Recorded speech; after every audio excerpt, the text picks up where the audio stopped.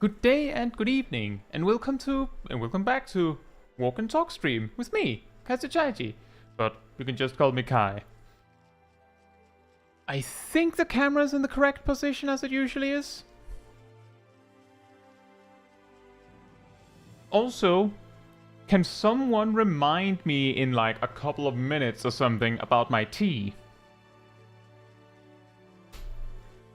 I was ready like exactly now, but turns out that you're more to the left than usual. Well, I'm not in position yet. I might still be a little bit more to the left. You're not supposed to see the corner of a monitor.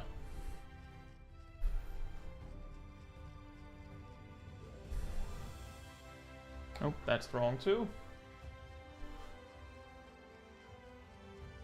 Something like that? Does that look normal? Right, so mini story time before anything else. Also, mini story time.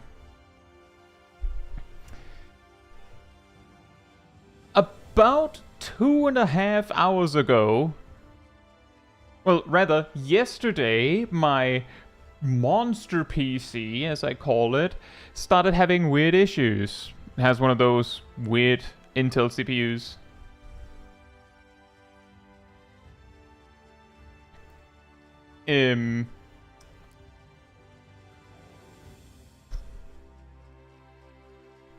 One of the issues was yesterday Discord crashed randomly, Firefox crashed randomly, and Final Fantasy XIV at some random point just closed.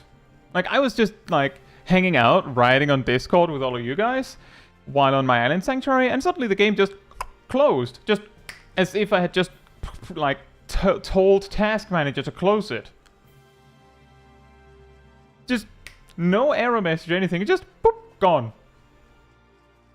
And then I opened it again and it was fine for the rest of the evening. I even did some duties with some of you, so you might remember that. Today, Discord crashed like twice, and again, like, Discord crashing isn't necessarily like a cause for like, oh no, everything's bad. But every time there's been CPU issues, one of the most prevalent symptoms have been Discord crashes more and more and more frequently. So like, it going from crashing once, maybe a month, to a week, to a day, to multiple times a day. Like, you can basically see it go. But in addition to that, Final Fantasy XIV just closed again. And then I open it again, and without doing anything, it did it again. It's like, a while later, it just closed again. Like, twice within an hour. And the second time, I was in the middle of calling the manufacturer of the PC. Like, to ask them, what do you think is wrong? And by the time I got through, I was like, you probably need to look at this PC. And they agreed. Which means that the next step was, of course, like, fill in the information and then swap PCs. Which means that I have to move the monitor that my camera is on, which is why I had to adjust that, and then switch PCs, and I had to make sure that everything was fine on this PC, which that seems to be fine. It's of course weaker, so for instance you can see the shadows look jankier because it just doesn't have the capacity to give it like 1,000,000% on that. The frame rate isn't as good either, but you shouldn't be able to see that because it is past 60. So it's not nearly as strong as the other one, but hey, it's at least, like, you know, knock on wood, right? It's at least not closing Final Fantasy XIV randomly. So I would say that's better. But that's the reason why we're starting an hour late. We're not going to end sooner as a result. So no worries there. Now, let me get my tea. I'll be right back real quick. In the short meantime, Manatee restored.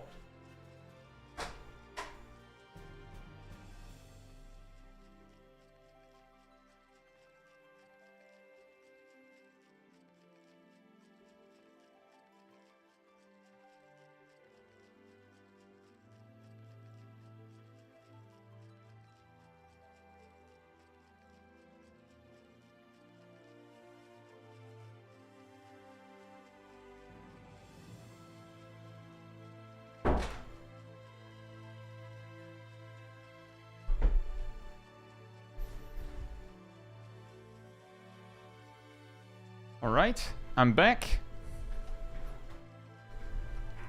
And we're walking on Ravana Materia Agony, as always. Now, with all that said, hey Ardell, hey Nox, hey Sarah, hey Zaf, hey Milo, hey Lana, hey Gassel, hey Afit, hey Naomi, hey Jin Monica, hey Agony, hey Rovgero, hey Ilya, hey Asha, hey Clove, hey Mizunashi, hey Bad Angel, hey... whoops. Jojo Bojo.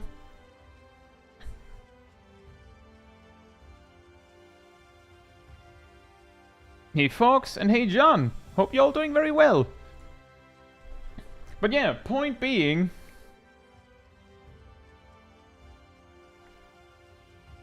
considering the frequent technical issues, I have been prepared well enough that I have a backup PC capable of streaming.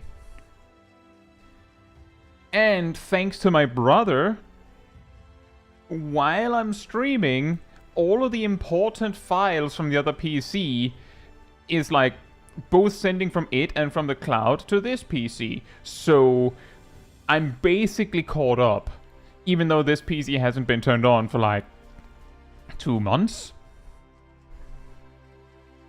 It's pretty fine. Hey midichlorian, hope you're doing well. Now we're ready to walk.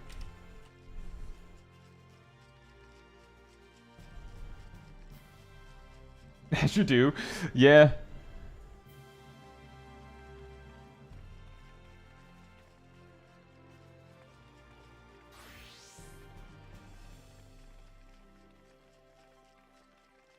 Meant more between the first and the source, I saw your splits. Yeah. We're walking somewhere.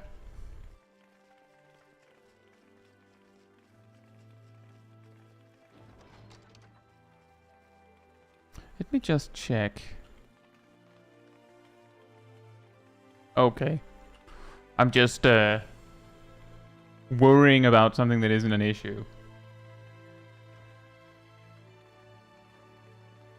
You got hit in the face by a door that it closed on you. But yeah, that was the story of why I'm late today.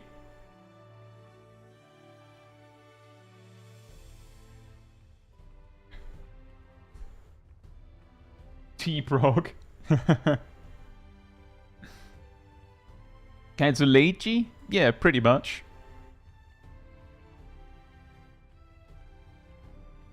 But I would say it's pretty good. The first time I had... the first time I had like PC issues like this, it just meant that I would be streaming on that PC anyway, and then the game would just crash a bunch of times. And we'd just have to deal with it.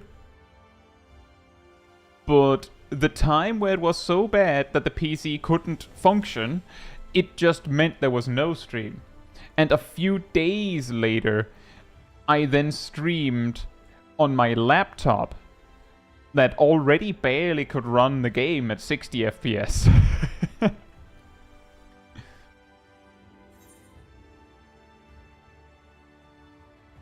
That's pretty funny. If I remember correctly, when we went this path the first time, we did not use that path, did we? Hey Neil, hope you're doing well. A bunch of ducklings? Yep. An army of ducklings.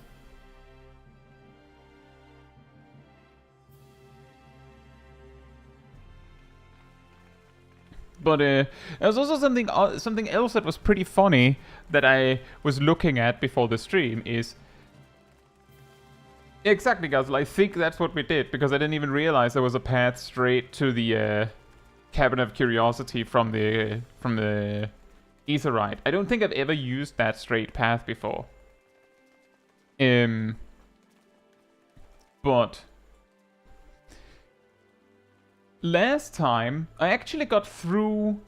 We actually got through all of the clips, with the exception of I think we had a really short clip from Faust, but Faust was not there.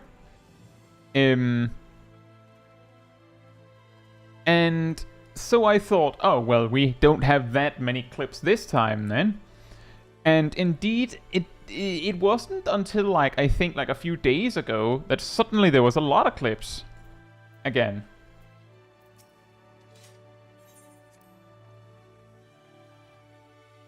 First question, what is your favorite alliance raid? Said, like, all 3 raids. Oh, yeah! I do remember you asked that last time, I think. And I said, that's a difficult question. And then stuff happened, and then I forgot. That is a good question.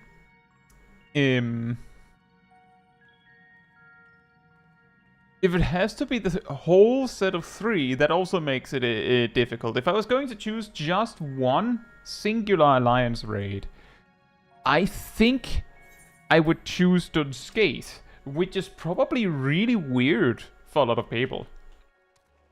Like, really surprising. Like, why that, of all things?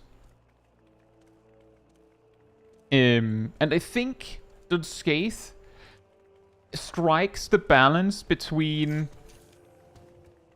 an alliance raid, meaning that it's 24 people, and, you know, it should be beatable in one sitting reasonably, while still being really challenging, but somehow it perfectly matches it to a point where things have to go completely off the rails for the group to actually completely wipe. Because, like, the mechanics are spread out enough that you can recover each time. Like, it really makes the most of the situation that there's 24 people. It can easily just kill off, like, 8, and you can recover. It kills off another 8, and you can still recover. Which makes Unscathed really well designed, in my opinion. If I had to choose an entire, like, alliance raid set, like all 3, then it becomes a different story. In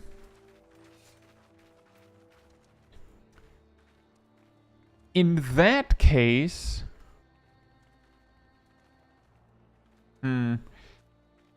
I think the one that I would find the most like that I enjoy the most is you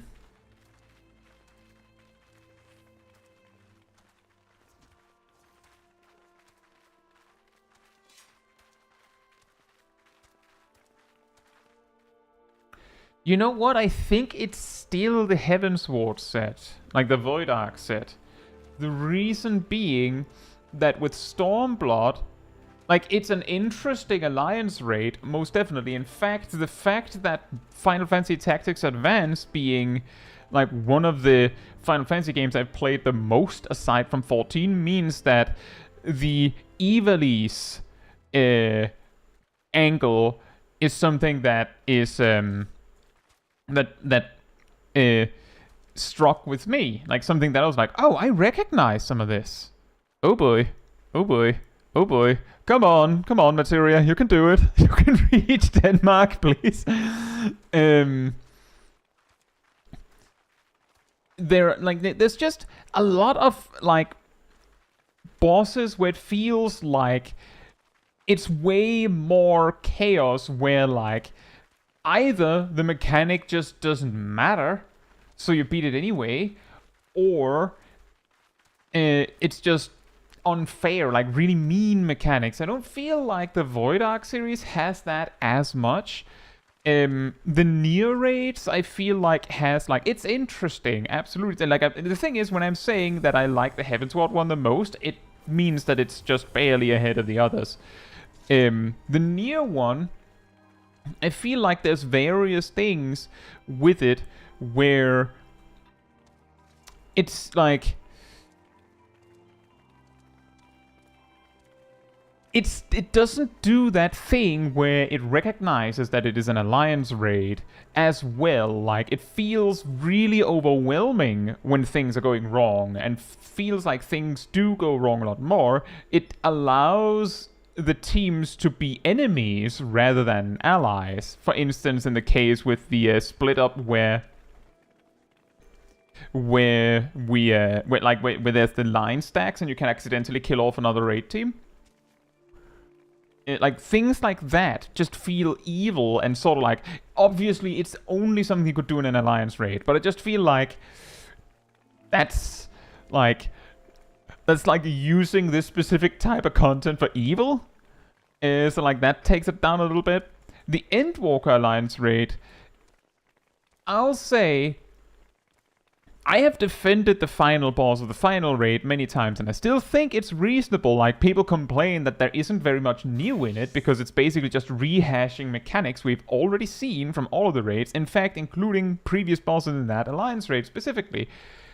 But I will say that it's really interesting when it's new and novel, but, like, it doesn't, like, I'll probably change my mind later in Dawntrail on that one. Added to that, I also feel like it's a huge shame that some of the like special gimmicks of that Alliance series just disappears with gear. Like, notably, the first Alliance raid, the final boss, rarely gets to do his thing because he dies too fast. Like, things like that feels like, I'm sure there's probably also cases of that in Heavensward and Stormblood, but it's just, that's something that makes me go, it takes it down a little bit, and that's why I think the Heavensward one is the best, in my opinion. Lore-wise, like, I think the Endwalker one is also very interesting. Let's see, hey Staff, hope you're doing well.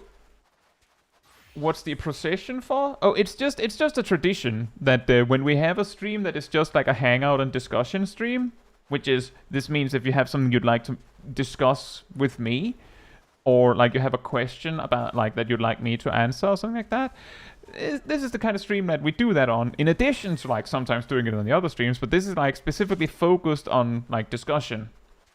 And so that we're not doing nothing, we're walking somewhere, which is a tradition we've had since April 1st last year. Before that, we just sat somewhere.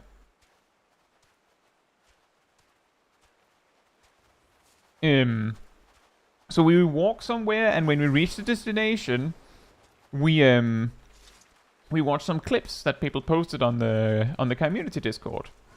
So it's just a case of walking, but depending on how you feel, if you feel like this is actually a death march in the name of Black Mage or whatever, you can think it's that, but it's not necessarily that. We'll see how bad it is when it comes out, right? Rob Guerrero says, Crystal Tower is a great spectacle for the first Alliance raid set. I'll say, for it being mandatory, it's not too bad. Like, it would be a bigger problem if the Alliance raid was way harder and also mandatory.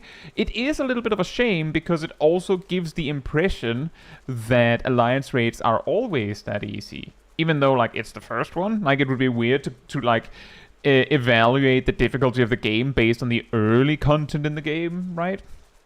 But it has that effect of, oh, Alliance raids, aren't those, like, the ones that is just a complete, like, nonsense chaos fest with 24 people just bashing away at things, and then suddenly the mobs die?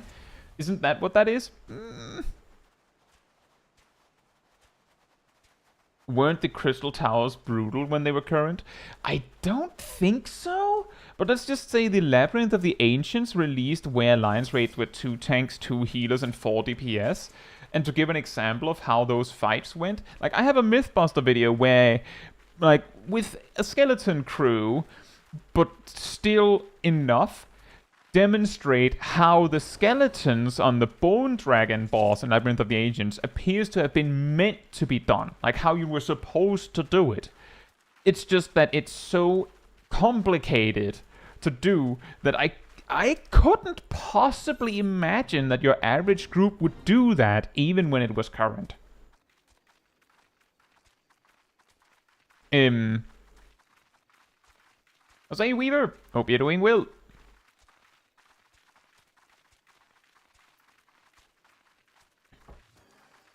Thank you, Aradil. I think Aradil was in that video helping with the testing as well. Weaver says, have Black Mage changes been confirmed for 7.2? Been very much out of the game for a while, so I hadn't heard. Basically, Weaver, I think this is the second or third time I'm going over this, so like the ones that I've heard every single time, sorry, but like, you know, some people haven't heard it. The way that it plays out, the way that it works, is that 7.2's live letter, like going over everything that's coming and showing off some of the content, was like last week. And Yoshi P always shows these things off as Black Mage. Like, traditionally. Which he also did this time. And we could see in the, in him playing, we could see the changes. We could see that when he entered Astral Fire or Umbral Ice, there was no timer. As in, there was no countdown from 15. And he just stayed in it for as long as he wanted. Like, it just didn't have a timer. We could see... Well, first off, we could see that he was playing like a sorta speed mage build, because his Fire 3 had a cast time of 3.09. Turns out his GCD was about 221. So we had then to like backwards engineer these, like reverse engineer this to figure out that his Fire 4, or rather Fire 4 in general, has a base cast time of 2 seconds now. Blizzard 4 also has a base cast time of 2 seconds now. Most Black Mage spells appeared to have that, but we didn't see all of them. Which means that, you know, Black Mage casts way faster. There was also some potency changes, and I'm not entirely sure how people noticed those, but I'm guessing they saw some tooltips, like, flash across the screen for a moment. Ley lines only lasts 20 seconds now, but it also appears that it is more potent, meaning that, like, it's 20 seconds, but it's presumably more effective than just 15% reduction. Also, apparently people observed that Paradox no longer, like, increases your Umbral Ice or Astral Fire by 1 when you use it, which was, like, a small thing that non-standard used. Firestarter and Thunderhead no longer has durations, meaning, like, they don't tick down for, like, 30 or 40 seconds. It's just, you get them and you have them until you spend them. Which is, I mean, I've suggested removing Thunderhead, and I've suggested removing the timer on Firestarter myself, so I mean, I'm pretty sure people are not mad about that one, but you know, some of the things that they feel was, like, excessive changes. Is there anything else significant? Oh yeah, Flare Star now has a potency of 500, which means that with Astral Fire 3, it is actually your best spell. Finally. And also, yeah, Foul had its potency adjusted and its drop-off reduced, I believe, so it is now better on 2 targets. But yeah, to your question of have they been confirmed, to answer that, the simple answer is no, they have not been confirmed. But when Yoshi P was showing off 7.1 on Live Letter, we saw Despair being instant and Leylines having 2 charges, and both of those things went live. So we have to assume that, like, these things are probably going live, right? Like, they're probably going live. Whether they actually are, we can't be sure. And it's also possible, because there has been a lot of discussion about these changes. Admittedly, if the development team shows off massive changes for one job only, obviously, that means that that's the one thing people will talk about. Like, most of the other things that were shown off was, like, things we knew. The things we didn't know was what, you know, M5 was going to look like, for instance. Now we know. Like, minor things where it's just like, that's more like something that people have been engaging in with art, which... Nice, by the way. I love the Disco Bunny art. But because of that, there's been a lot of discussion about these Black Mage changes, and it is possible, not guaranteed, but possible, that the developers have seen how big the outcry is, and maybe change their mind on some of these things. They might also not change their mind on these things. They might also just say, we see you, we hear you, but we don't agree, we think it's for the better, and just do it anyway. If they do it, we'll probably understand a little bit better the logic behind these changes when they go live, because usually when job changes hit the game, there will be, in addition to the patch notes, you will be able to read the greater explanation, at least to some degree, like the reasoning for the changes that they make. At least some of them. Sometimes it's something as basic as, well, we wanted to simplify this thing a bit, so we did. Or this job needed a little bit more damage, so we did this. Or whatever. Like, it can be something really small, but I can't actually imagine that they'll do this amount of changes to Black Mage and just be like, well, they needed more mobility in our opinion, so there.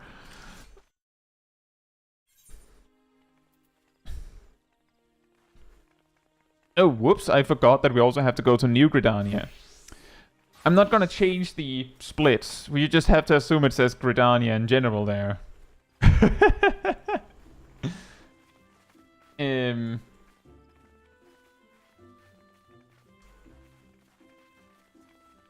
Fox says, I'm surprised they changed Black Mage during 7.2. They never do major changes after 0.1, with the single exception of Paladin in 0.3, and that's entirely because of top. I mean, they did major changes to Monk in Shadowbringers. They removed Greased Lightning in a major patch.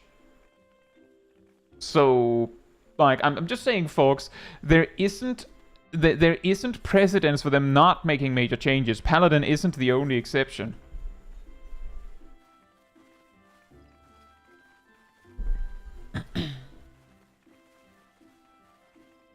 Jojo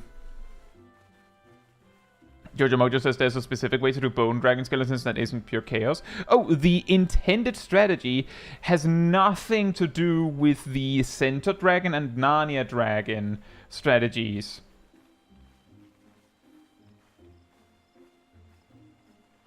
The intended strategy is, did you know, you may have seen how the skeletons like sprint like Olympian runners or something over to the Bone Dragon. And you have to kill them before they make it, and it's nearly impossible. You may have seen this.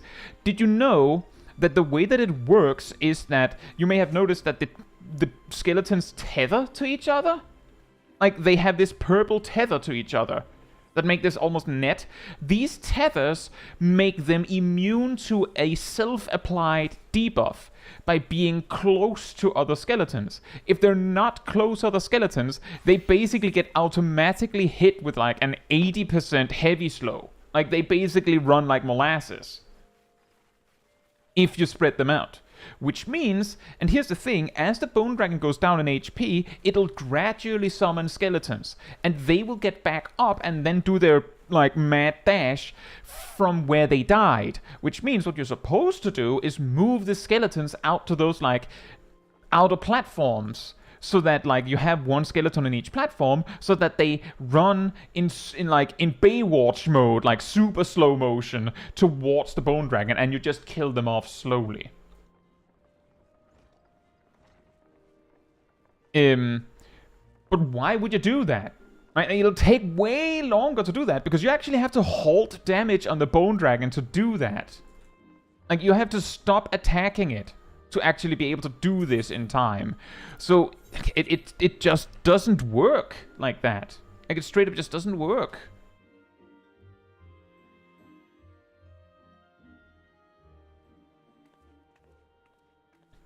Hey, Sally. Hope you're doing well. So yeah, basically the quote-unquote intended strategy just, that's, no one's gonna do that. Whoops, wrong floor. And yeah, folks, Greased Lightning was basically made a passive in a major patch in Shadowbringers. In fact, Ninja's Mudras were changed from being fully OGCD to being GCDs in a major patch in Shadowbringers. So there was 2 there. So, like, it's almost like they've reduced the amount of major changes they do in patches over the years.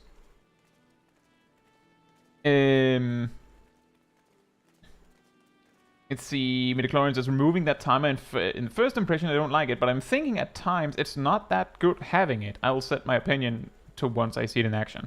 I'll say, based on what I've seen, Midichlorian, let's say that they didn't remove the timer, but they just made all the cast time changes. If they just did that, casting Fire 3 to enter Astral Fire would mean that you have like 14.2 seconds left on the timer when you start casting Fire 4s. Each Fire 4 with 0 speed, by the way, would take 2.5 seconds because of the GCD. So it would take you 15 seconds to cast Fire 4 6 times. So if you just have some amount of spell speed, you would be able to fit 6 Fire 4s within... You'd need quite a lot of spell speed, admittedly. Just saying, a lot of spell speed. But you would be able to fit 6 Fire 4s within that 15-second limit.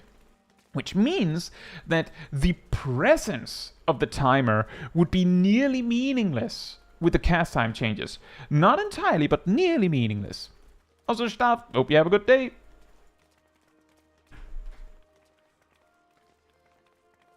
And there's also the part that, you know, good, solid black mages wouldn't care. Like, they play around the timer. They know how to work it. So whether it's there or not is kind of meaningless. Like, at the end of the day, it doesn't really matter that much. Hey, Golden Heart, hope you're doing well. And thank you. Hope you have fun as well. But yeah, the timer would be... Like, if they made the timer 17 seconds and also changed the cast timers, then it would actually be irrelevant. So them just removing it sorta makes sense. I guess it makes it a lot more friendly to newcomers to the job. And the veterans are mostly like, it was fun to play around, but I guess I didn't need it. I'm pretty sure... Isn't it this one? Is it not this one? I guess it's not. I didn't have much time to check the path. So I sure hope it's this guy. It's not. Oh, right, it's the East Aldenard company, right? Fantastic. Thank you, Clove.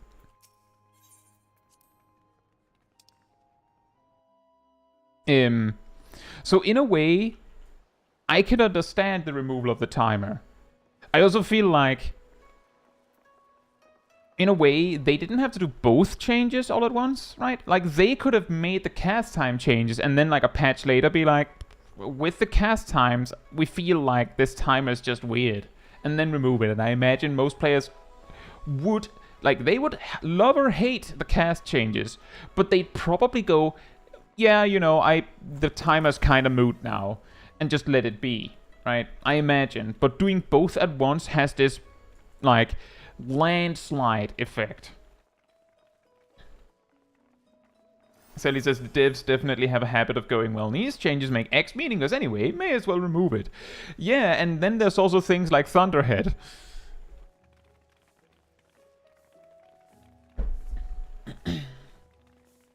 Jojo Mojo says, I have a random Black Mage question. Why is Despair instant cast at 100, but not Flare as well? That is an excellent question. That is an absolutely excellent question.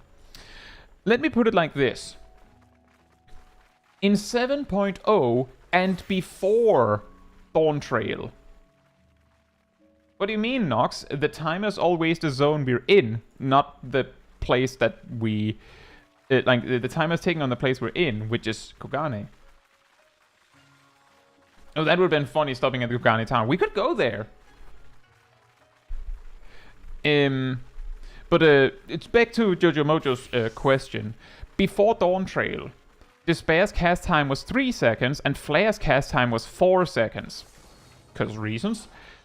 In 7.1, they reduced the cast time of Flare to 3 seconds, and removed the cast time of Despair altogether at level 100. Which is to say, they never had the same cast times. You know, I was going in there, but you know what? This is more fun. We can hang out here a little bit. Whoops. I didn't actually mean to just delete the timer. That was about 27, 28 minutes.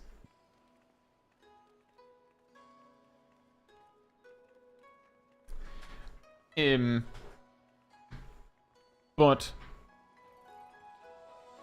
I can't possibly explain why Despair becomes instant and 100 and Flare doesn't.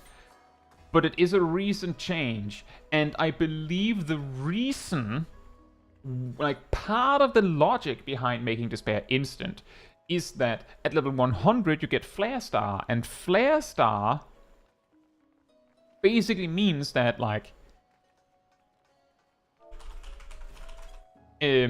Flare Star basically means that at level 100 you would have to, you do your 6 Fire 4s and your Paradox and whatnot, and then you cast Despair for 3 seconds, and then you cast Flare Star for 3 seconds. Like, in a weird way, Despair was already the finisher, right? And then they added Flare Star, which is the finisher. So we have the finisher and the other finisher. You didn't need... we don't need two of them, but by making Despair instant, they sort of just hand you, this is what you use to swift cast Flare Star, if you want to. And there's also the part that Paradox is like a pillar of flame that refreshes your timer. Despair is a pillar of flame that refreshes your timer. It kind of worked that they're both instant. Like, kind of. Why Flare isn't instant, I couldn't possibly say, but I think it's just a case of it has never been instant, it's always been traditionally super long cast time. But I will say this. The amount of spells we have seen have their cast time reduced with the upcoming 7.2 tells me that if Flare also has its cast time reduced to 2 seconds, I would not even flinch. I have some planning, and, let's see with the, technical difficulties I mentioned earlier. It hopefully doesn't spread to this one. But I have some idea of maybe on Tuesday with the patch drop of spending some time on stream going over some of the job changes before we do MSQ stuff and before we do the new raid and things like that, because we're doing all that on Tuesday. On normal, of course. And if I see in the patch notes that Flare has a 2-second cast time, as I said, I'll just be like, yeah, I kind of expected that. But it would be really weird. Let me put it like this. If they make Flare a 2-second cast, and even if they also make Fire 2 a 2-second cast, Fire 2 needs a colossal potency buff, or Flare needs to get giga nerfed to justify Fire 2 existing once you get Flare, pretty much. Unless the intention is that they want the way that you play AoE Black Mage, even at level 50 is that you just go Fire 2 to reach Astral Fire 3, and then you cast Flare until you can't, and then you go Blizzard, Freeze, and then, back to Fire. Like, if that's the plan, then nailed it, I guess. But, that's what I would expect, is if they change the cast time of Flare to 2 seconds as well, then I'm expecting it to get nerfed, and Fire 2 maybe to get buffed.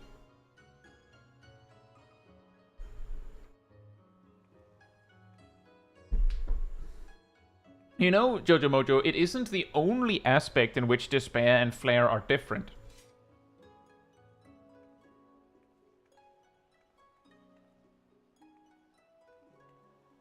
Let me just switch on over to Black Mage to... Whoops.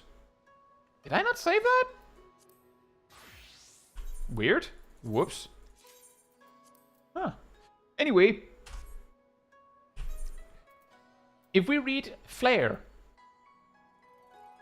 oh, it doesn't even say! Wow.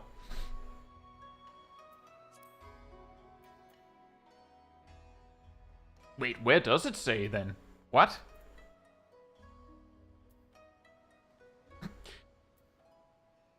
It says on the things that generate Umbral Hearts. Oh, this PC doesn't have updated yes. Oh, right. Yes, that would be it. That would be it, Clove.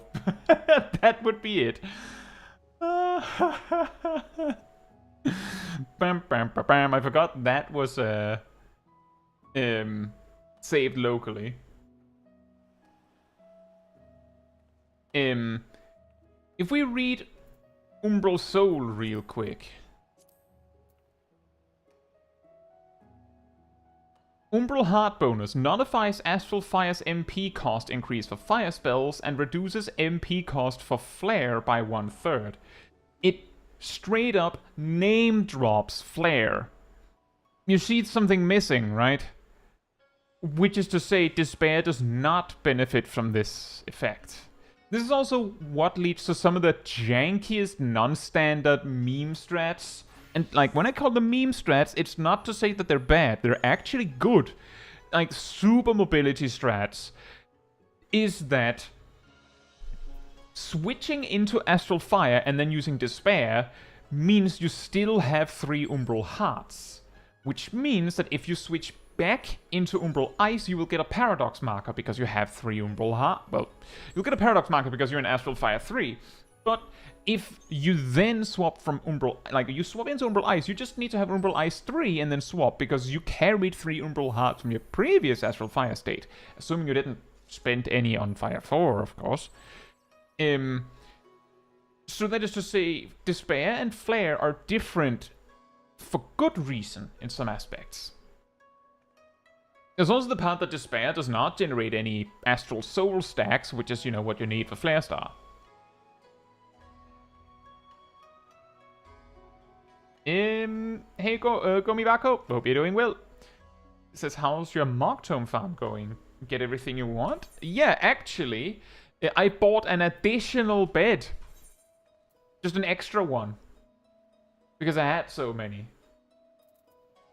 And I have a tradition of saving at least one each season just to have. Because I have so much inventory space on my retainers.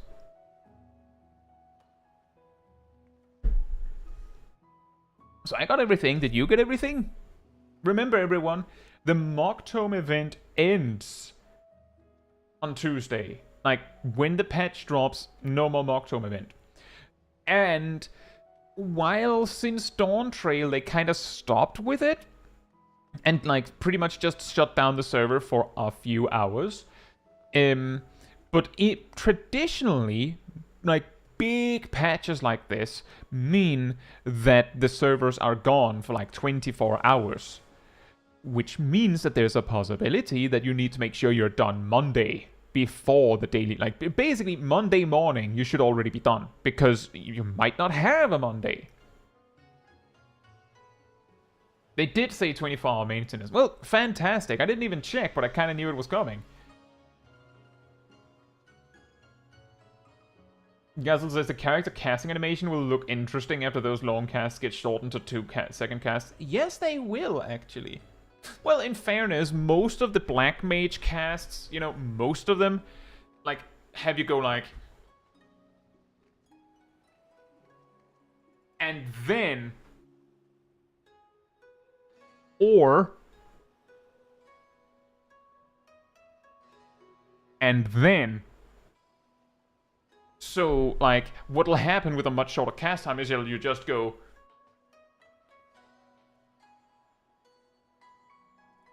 Wait, which looks like I'm like pulling something out of my pocket. Like, like you're pulling fire wands out of your pocket. Like just. Guy's so good at charades. I'm really not, but maybe if you give me something that I can copy.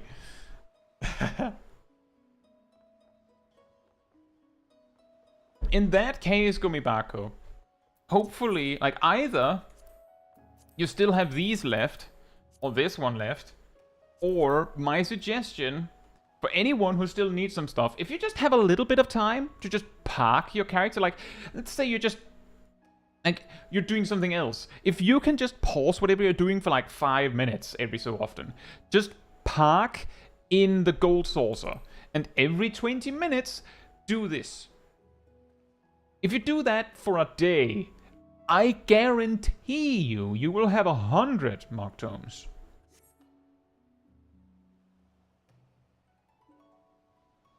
Jojo Mojo says my Black Mage is only 87, so I still have no idea at all how Paradox works. It does things that are good. Yeah, well, actually, let me explain that to you, Jojo Mojo. I think there's a whole section where I explain this in my guide, exactly because it's not super well explained. There's also the problem that my guide came out, and then they added Ice Paradox back in. So my guide doesn't explain that, but the pinned comment probably does. What Paradox does is, well, first of all, it adds a little marker that turns on. If you're in Astral Fire 3, so like you have 3 red, like orange ticks here, and you enter Umbral Ice by any means, like go from Astral Fire 3 to Umbral Ice anything, then you get a Paradox marker. But from Umbral Ice, if you have 3 Umbral Ice pips, as in you're in full Umbral Ice mode, and you have 3 Umbral Hearts, which you get by casting Blizzard 4 specifically, or Freeze, and then enter Astral Fire in any way, like you exit with 3 Umbral Hearts and Umbral Ice 3, exit into Astral Fire 1, 2, or 3, doesn't matter, you get a Paradox marker. You keep this Paradox marker until you use it. Initially, when Dawntrail came out, it didn't work like that. Basically, you got the Paradox marker when you entered Astral Fire with those prerequisites. But if you exited Astral Fire, it was gone. Like, this is the way it worked before Dawntrails. Like, if you need the broader explanation, I do explain this in my Endwalker guide, I believe. Because, like, that's how it worked then. What does the Paradox marker do is, as long as you have a Paradox marker, Blizzard 1 turns into Paradox, and Fire 1 turns into Paradox. Ice Paradox costs nothing, is instant, and does pretty good damage. Like, in the current iteration, so before 7.2, like, live as we are right now, Paradox does more potency per second than Fire 4. So Paradox is amazingly good. Ice Paradox also does that. So Ice Paradox is technically better. Ice Paradox is better than Fire 4. So you don't want to use that, right? It also increases your Umbral Ice state by 1, but that's like irrelevant for most Black Mages, I think. Like, it's super specific optimization, but it does do that. It won't do that in 7.2 based on what we've seen. In Astral Fire, Paradox costs the same as a Fire 1 in Astral Fire, which means 1600 MP. It does not spend Umbral Hearts, so it always costs 1600 MP. But it does the same damage as the Ice Paradox. It does unaspected damage, so it does not benefit from Astral Fire, because Astral Fire only boosts fire damage. So, it does the damage it says it does, that's it. And it says that it does 520. In addition to that, where Fire 1 has a 40% chance of giving you Firestarter, Paradox straight up just, Fire Paradox straight up gives you Firestarter. Like, just guaranteed, no probability. It's just, here you go. Done. Which means that you can plan around it. You will always get a Firestarter proc when you use Paradox.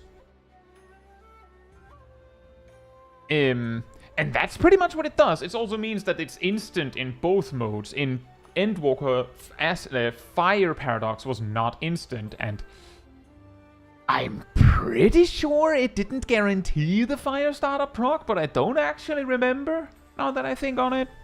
I guess it wasn't important.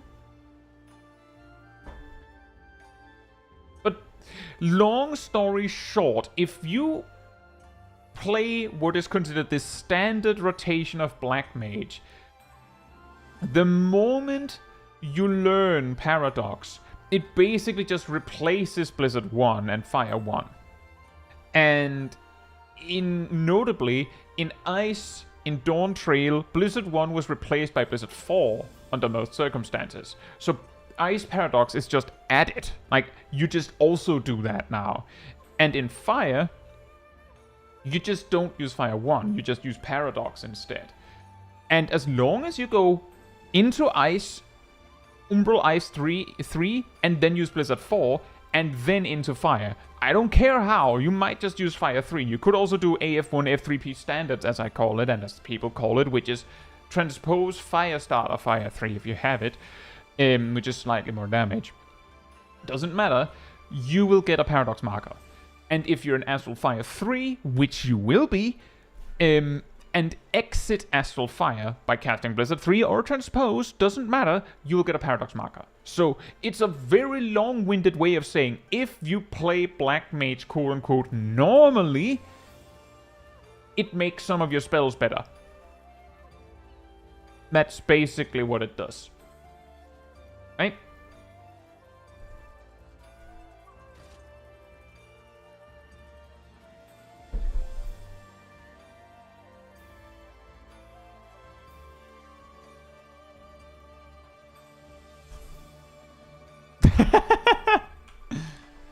Yeah. Wow.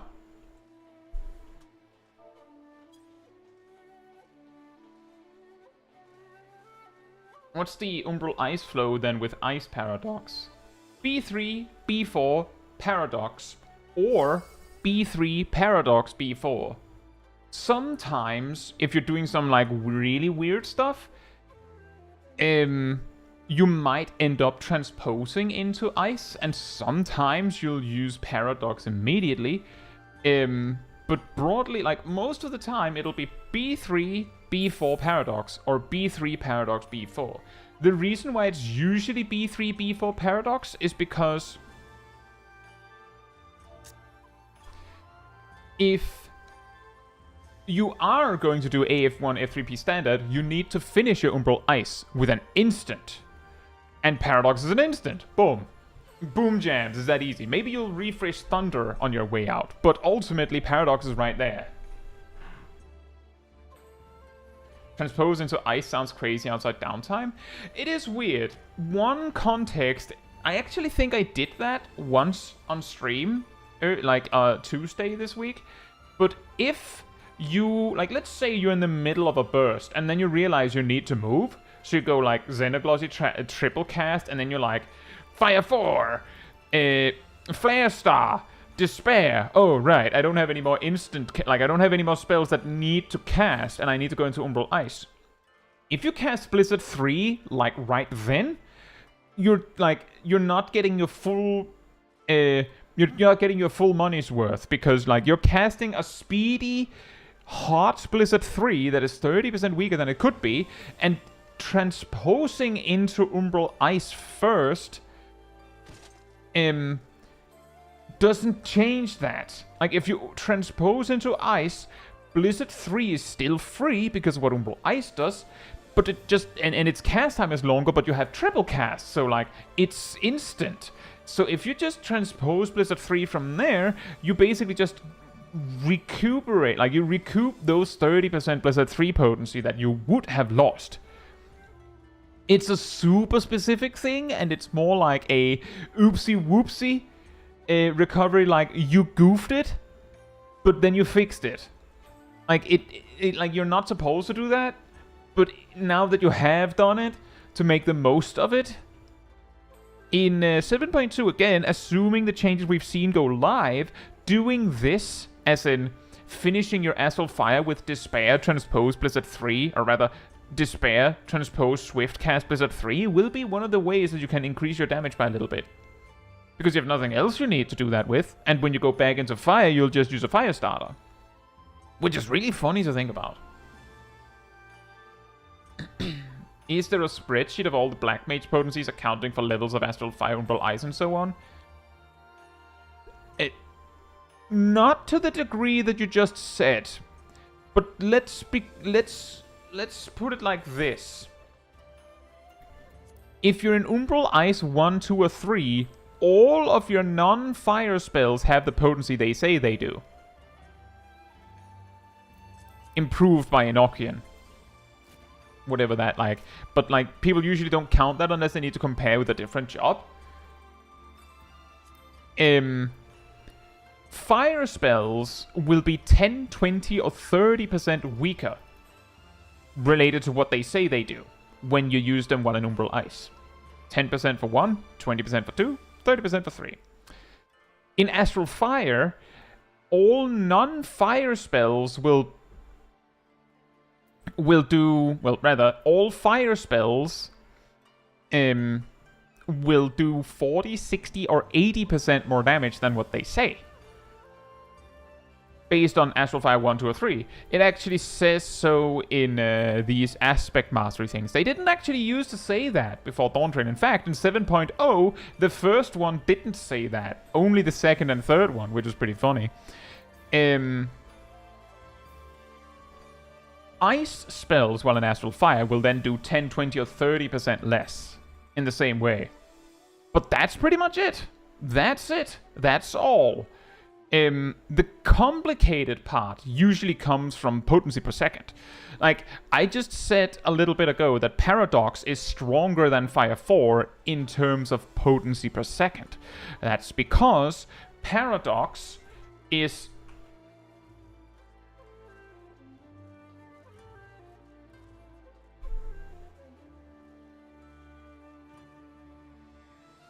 Am I still on?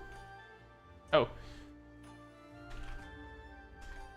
Paradox is 520 divided by 2.5, you know, without spell speed, which is 208 potency per second.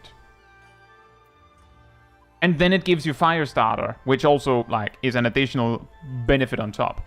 Fire 4 is 320 times 1.8, and then you divide that by 2.8, which is only 205.7. So Paradox, just as is like 2 to 3 potency better than Fire 4. And then it also gives you a Firestarter proc. Like, just like as a cherry on top. Like, just to really, really twist the knife on Fire 4 being weaker. Like, not only is Paradox better, but it also, like, gives you a free sandwich to go.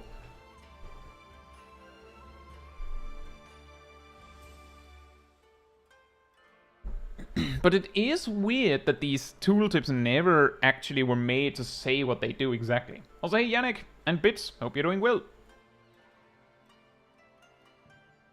And that's unfortunate on the Eureka Authors run, Yannick. And also that's unfortunate, Midichlorian. That's back from PC freezing because AMD drivers have trouble dealing with YouTube video and a video game at the same time. All these PC problems, am I right? It says that transposes situationally useful and requires recognizing a way to maximize an odd situation on the fly and doing it. Hey, look, skill expression. In a way, the problem is, and like we talked about skill expression on the last stream as well, I believe, and in that recent video. The problem is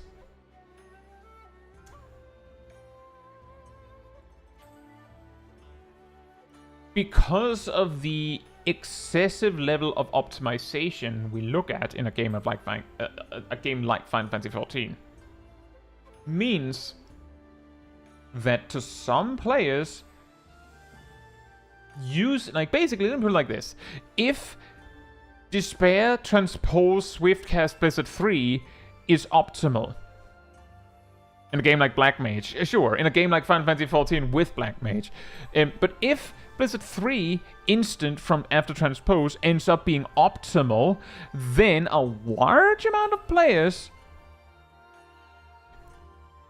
will look at this not as a sign of skill expression, not as something you can do better, but rather as something one just does.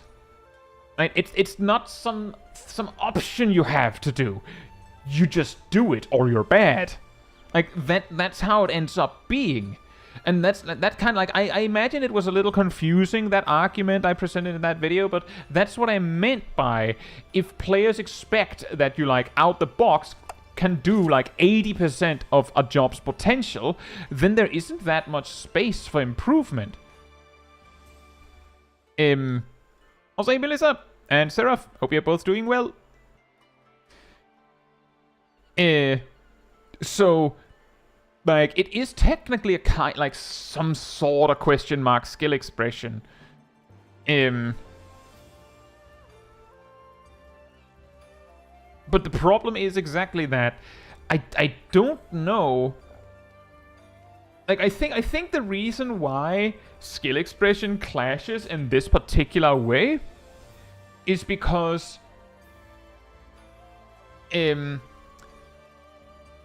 playing optimally, just doing the optimal thing, and everyone knows what the optimal thing is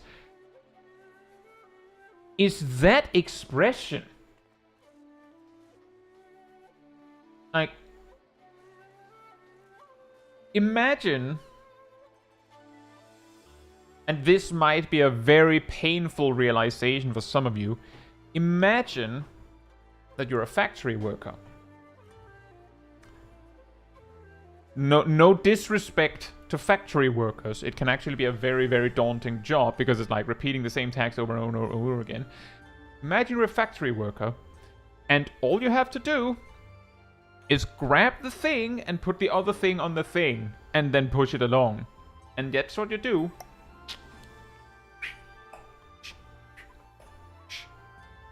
You'd probably have a machine do that nowadays, but you get my point? You can either do that optimally or not optimally.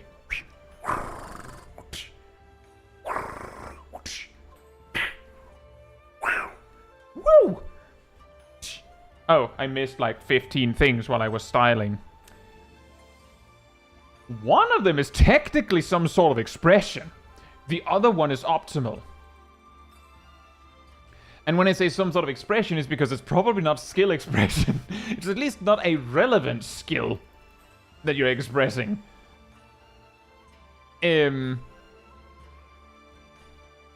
Factory workers are ninjas? I mean, they could be. Compare that to Final Fantasy XIV. Due to the strictness of rotations. Also, hey, Kraken Mo, hope you're doing well. The strictness of rotation, of optimal rotations. You either do it well or not. Like, you either do the thing or not.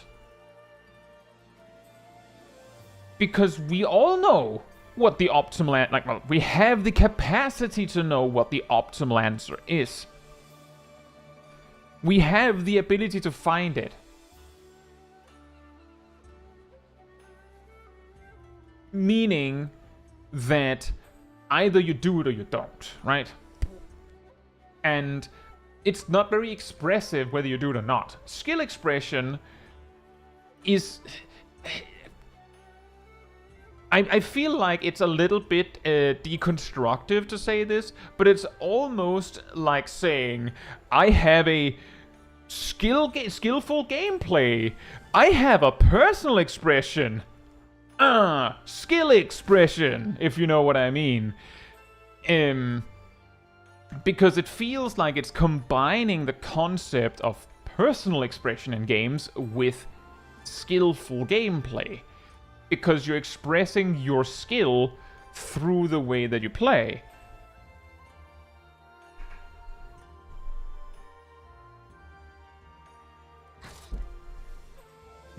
Nice, Airtel. Double weave. Also, hey, Strike and Eaterhead. Hope you're doing well. I can't remember if Sarah's already came in later, but I hope you're doing well as well.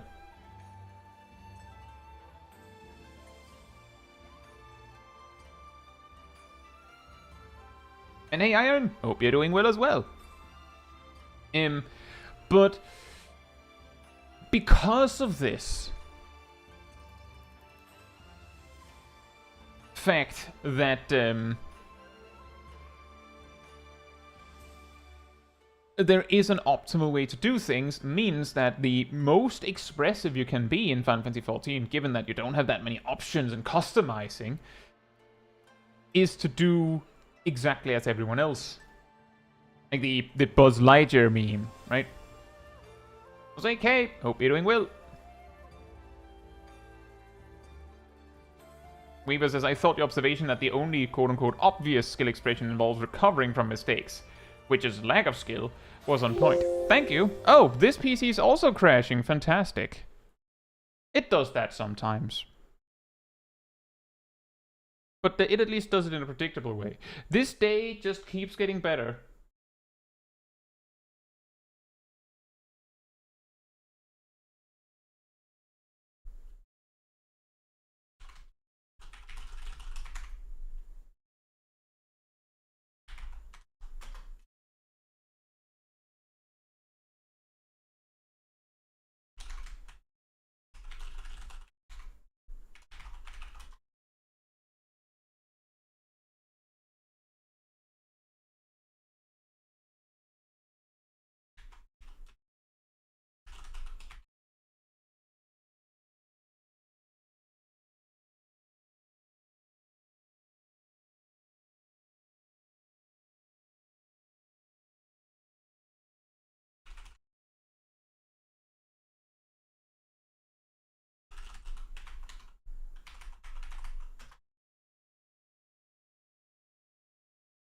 Hmm?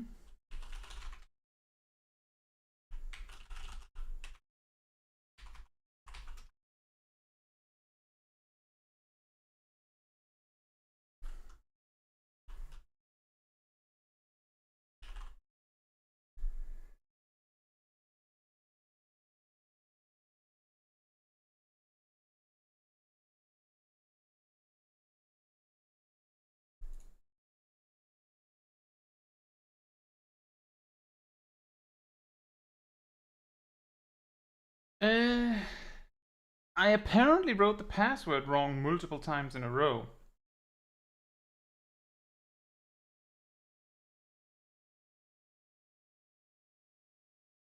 Just give me a moment.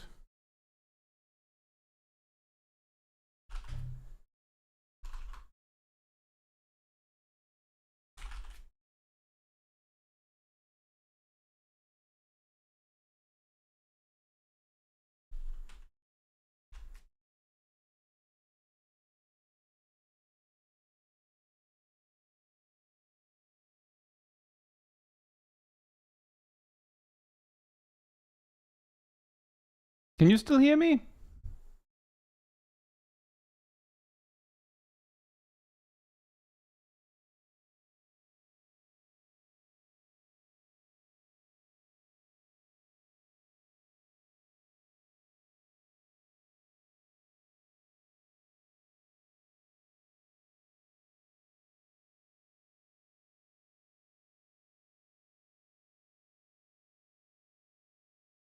Apparently I wrote the password wrong multiple times in a row, which caused the anti-hacking feature to activate.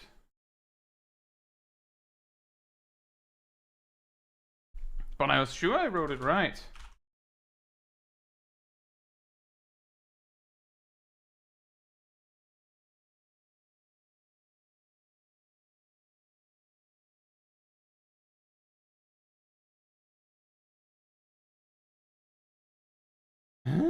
Very exhausting.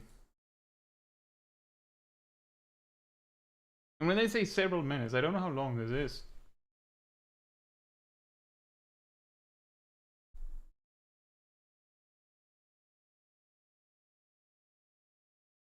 Did someone else try to log into your account unbeknownst to you? Probably not. Just saying, I failed to write the password correctly multiple times in a row. And then I got really focused on writing it right. But maybe it had already said stop there. Is it 30 minutes, Midichlorian?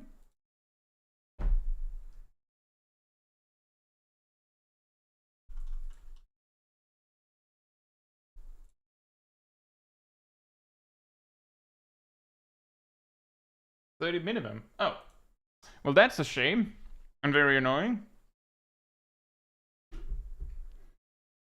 But yeah, I guess we'll get to clips a little faster. What were we talking about?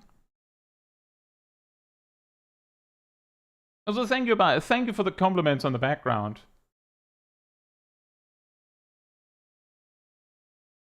If you reset your password, it'll immediately unlock. Bits, I tried to log into my mock station where I would be able to do that, and it said you've been logging into, like, you failed to log in too fast.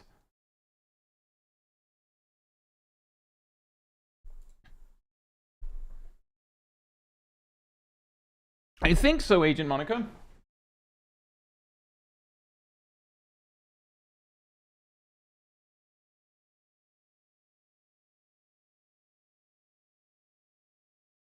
Just click forgot password. Let's see.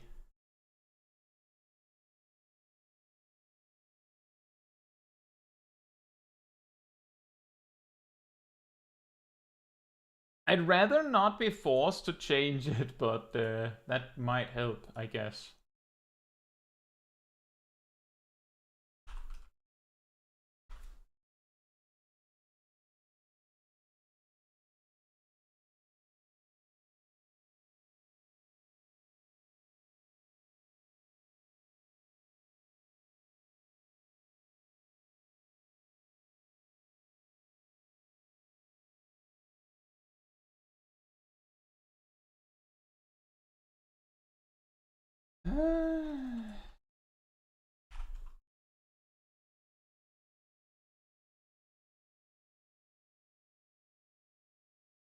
Very tired.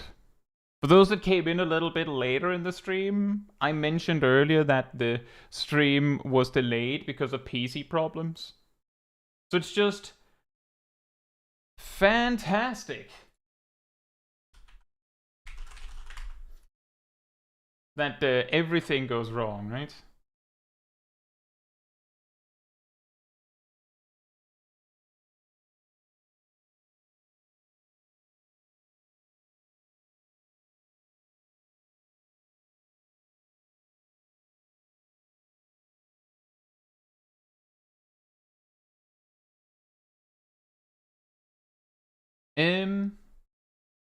I'll say Sensi Freight, hope you're doing well.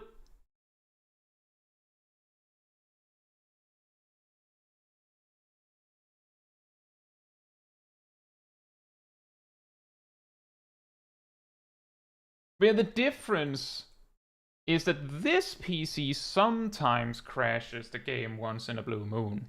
Like, super rarely it'll happen. Whereas the other PC just today crashed, like, it didn't even give a crash message, it just closed the game twice within an hour. Like, what do you do with that?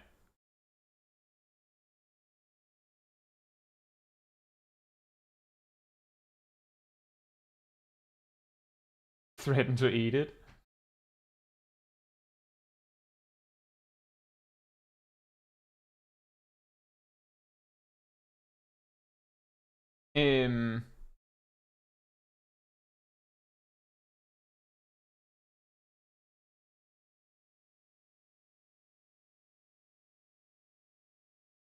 But yeah, what we were talking about was the skill expression being difficult to attain in Final Fantasy XIV due to the level of optimization we have in Final Fantasy XIV. And, you know, PvE games. Just in general. I think Sally also had something interesting. Said, one thing I've noticed is 14 just keeps having conversations while it doesn't have, and sometimes I wonder why. I feel like this one is caused by people wanting options and not realizing they won't matter. Kind of. There's also the part that, and this is something that is also somewhat new, question mark, to Final Fantasy XIV in a way, is that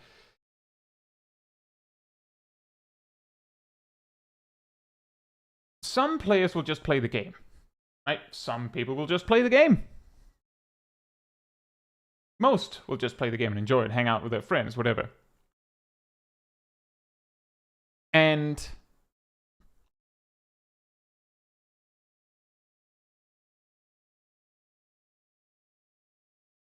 then there's players that will discuss the game. But, and this is of course not too surprising, there's also players that are essentially getting paid to talk about the game. Which is, you know, content creators like me. And some of them will bring up topics for the sake of talking about something. And a problem that I've heard is somewhat frequent in Final Fantasy XIV can be that some of the bigger content creators don't choose their words too wisely. They don't necessarily use the terms correctly. They don't give good examples. But these things then get repeated.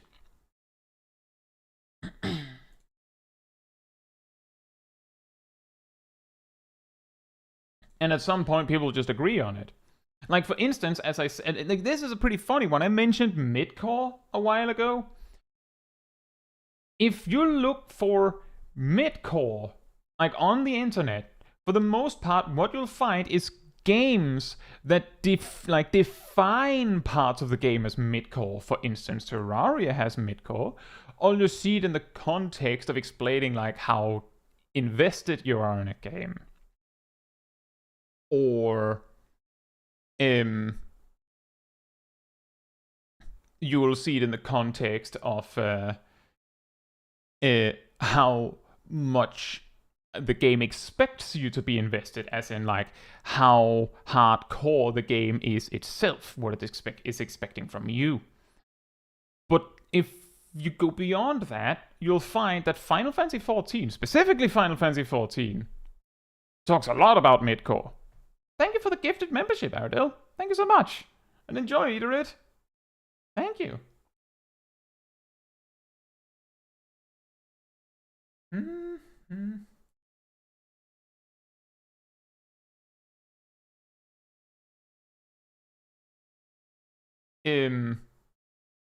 Which is to say, why is that? Why is it that only Final Fantasy XIV talks about this? There's a reasonable possibility, and this is what some people argue is the reason, is that, well, people talk about it in Final Fantasy XIV because it's something that is missing in Final Fantasy XIV, and implying that the reason no other games are talking about that is because it's not something that is missing in the other games.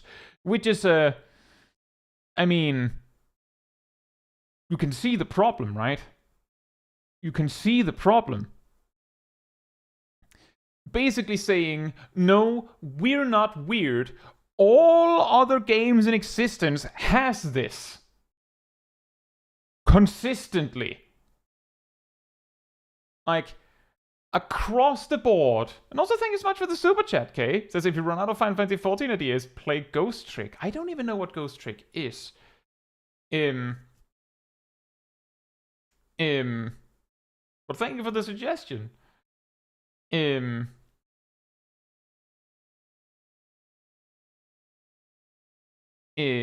But yeah, basically what I'm getting at is that, sure, what is actually meant is, like, for instance, oh, thank you so much for the 5 gifted memberships, Jack. Thank you. I guess the game should crash more frequently. Thank you so much, everyone. But the argument that Final Fantasy XIV is missing some specific kind of content is fair, reasonable argument, but then call it that. That is also basically what I said, or tried to say in my midcore video, was it doesn't seem like midcore missing is the problem. The problem is that there's a specific kind of content that is missing that some people have decided is midcore, and that is missing. But instead of saying we want this, people say we want midcore. Like, it's like you go into a restaurant and are like, well, they don't serve sushi here. And I'm mad about that. And then you say, instead of complaining that they're not serving sushi, you say they don't serve any dishes with fish in it. And even if the restaurant changes and then starts serving dishes with fish in it, you're still going to come back and be like, they still don't serve sushi.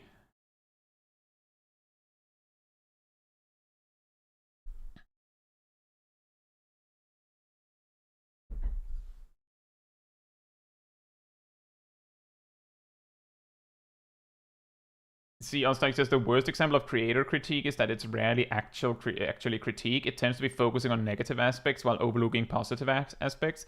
That, and something that I've also seen more frequently, is if I make a video discussing something, some people will be mad that I'm not mad over the thing that they're mad at. As in, I will talk about the subject and I'll maybe mention the thing that they're annoyed about, but they'll be complaining that there isn't, like, that I didn't make enough of a deal out of it, or I won't even mention it because it's just, I don't see it as relevant. And then they'll basically be discarding the whole video as incorrect because I didn't talk about exactly their problem.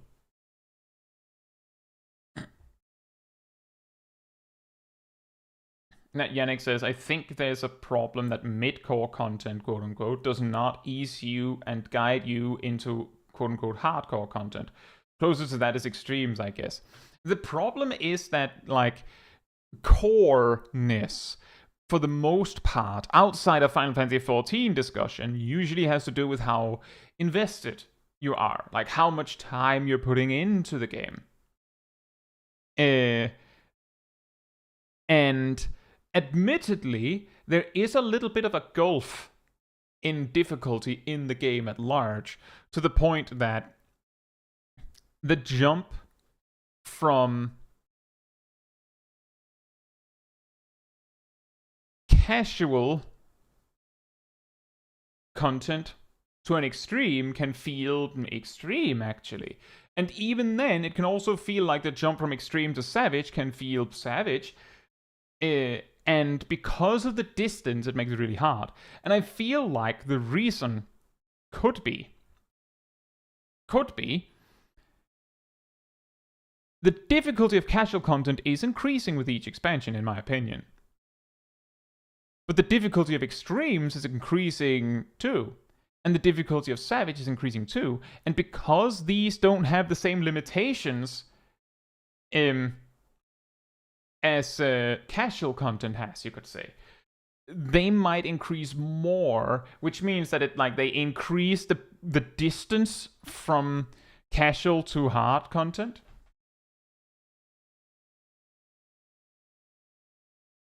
With each expansion's release.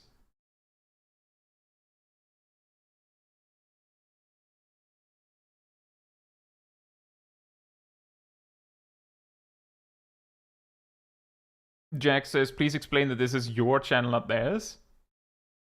Yeah, that is a good point.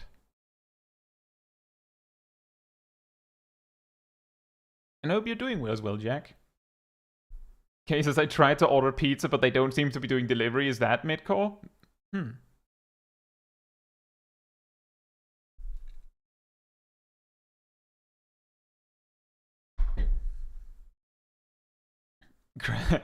Craig, this casual should clear in one lockout. Mid might take more than one lockout. Hard, absolutely going to take more than one lockout.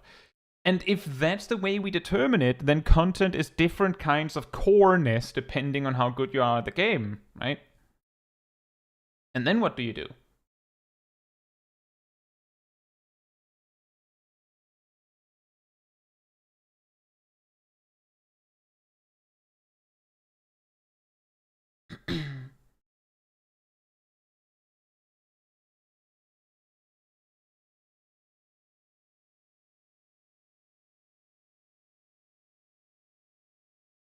So this is, for example, I think my group jumped from casual to mid-core this tier because we're gonna go hard on raiding week 1 and then go back to our previous schedule. I feel like a raid team that, just for the sake of example, takes like a week off and then like mega grinds the new raid tier when it comes out is hardcore. At least much more than your average raid team.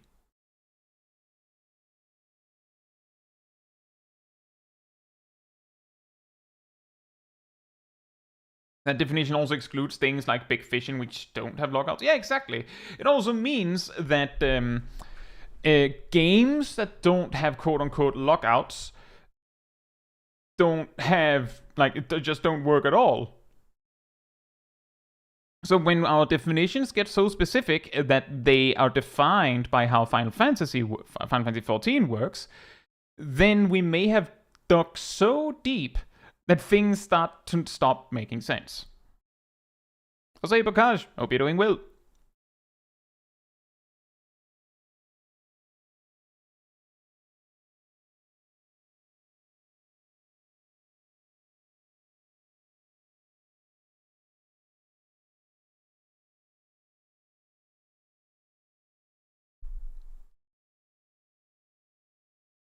Now, in regards to clips, because I'm realizing that me waiting until I can try to log in again is starting to really drag out. In regards to clips, I have a bunch of clips from all of you. The first one is Vjek demonstrating soloing Diamond Weapon Extreme. The second one is Gazel showing off Sunken Temple of Khan before it gets changed with 7.2. We're expecting that it probably gets changed a bit more than just the boss fights, but we never know for sure. We have Vjek surviving the enrage in Tsukuyomi Normal, it looks like. We have Gazel doing healer trial roulette. We have Nox in a group with a strange tank, I guess. We have Naomi looking for some advice for Astrologian. And we have Kat showing off Gunbreaker soloing Uewata Field Station's final boss, which is basically the hardest part. Like, if you needed to demonstrate that you can solo a specific duty, the things you would ultimately need to show is the thing that would be the hardest for you to solo. Of course, technically you would need to, like, demonstrate most of the things to know for sure, but given the timer, I'm assuming that Kat actually soloed the whole thing and just recorded the final boss. But you would need to demonstrate that you can beat the hardest part and that you can beat it within the time allotted, right? Like, ultimately. Unless you're just saying it can solo it, but I don't care about the timer. Like, then it's a different conversation.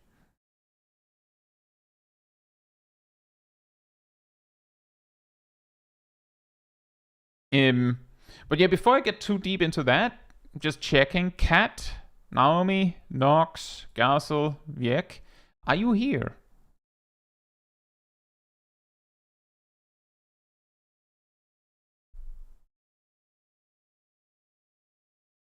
Educational bees.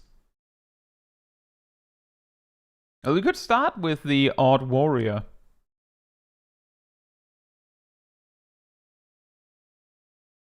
Squall says, I survived Warrior of Light LB4 as monk while everyone else died. Did you happen to have just been rest?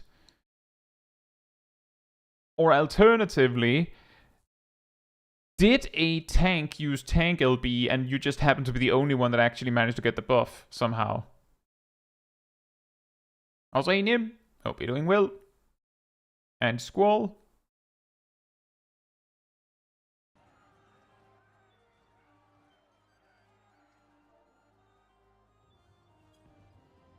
Oops.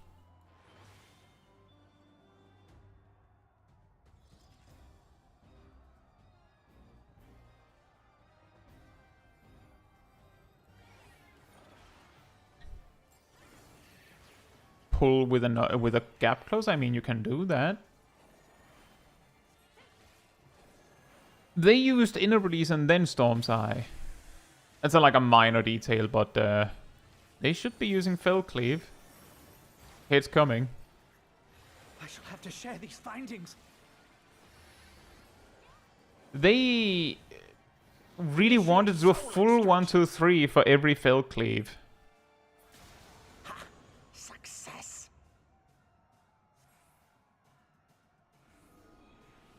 That is very weird.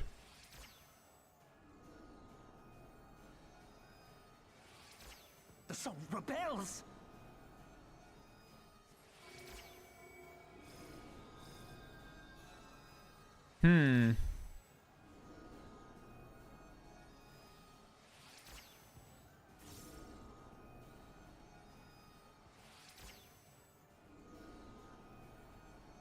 The warrior seems very confused.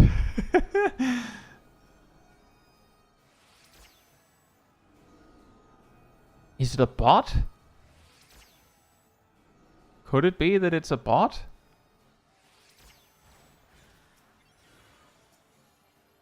My word, this data. Maybe they think Felcleave is like a fall to their 1, 2, 3. Maybe, but they used inner release like that.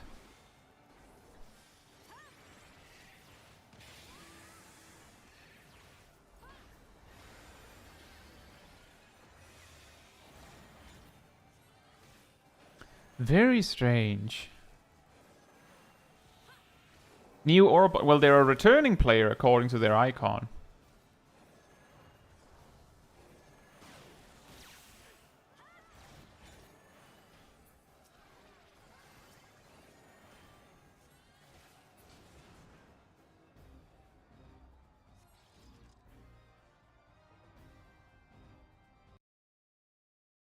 Very strange.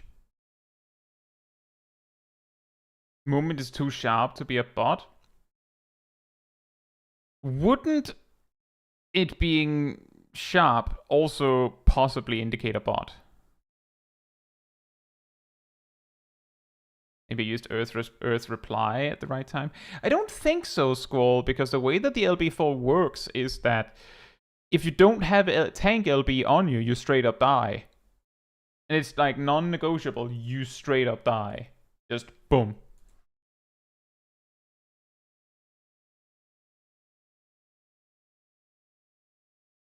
So I don't think that's it.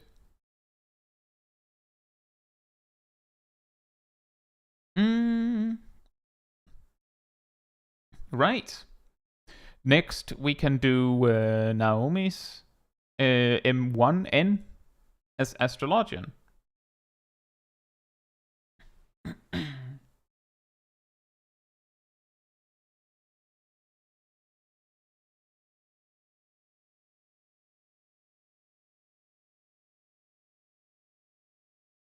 I mean, Nox, it kind of demonstrated what you were going for anyway. That is really weird.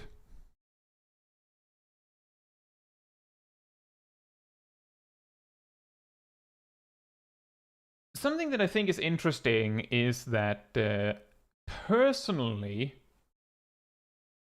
after the changes to Astrologian, I feel like having like a hotbar like this seems excessive nowadays.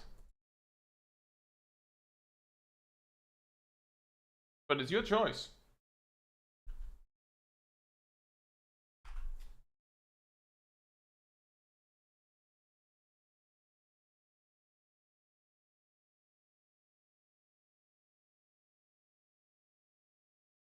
Right. Let me just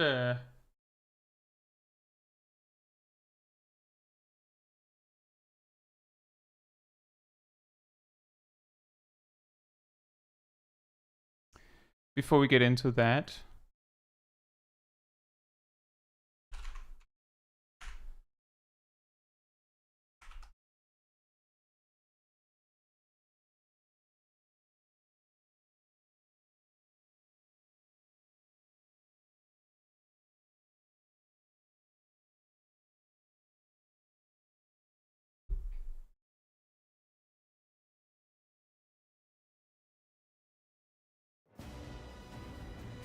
Nox says I would have given them advice, but I felt there was too much going wrong. Yeah, that's a classic. That's also something that I've mentioned multiple times in my mentor videos, that if you see someone who's like making one particular mistake, you know, you can make it work.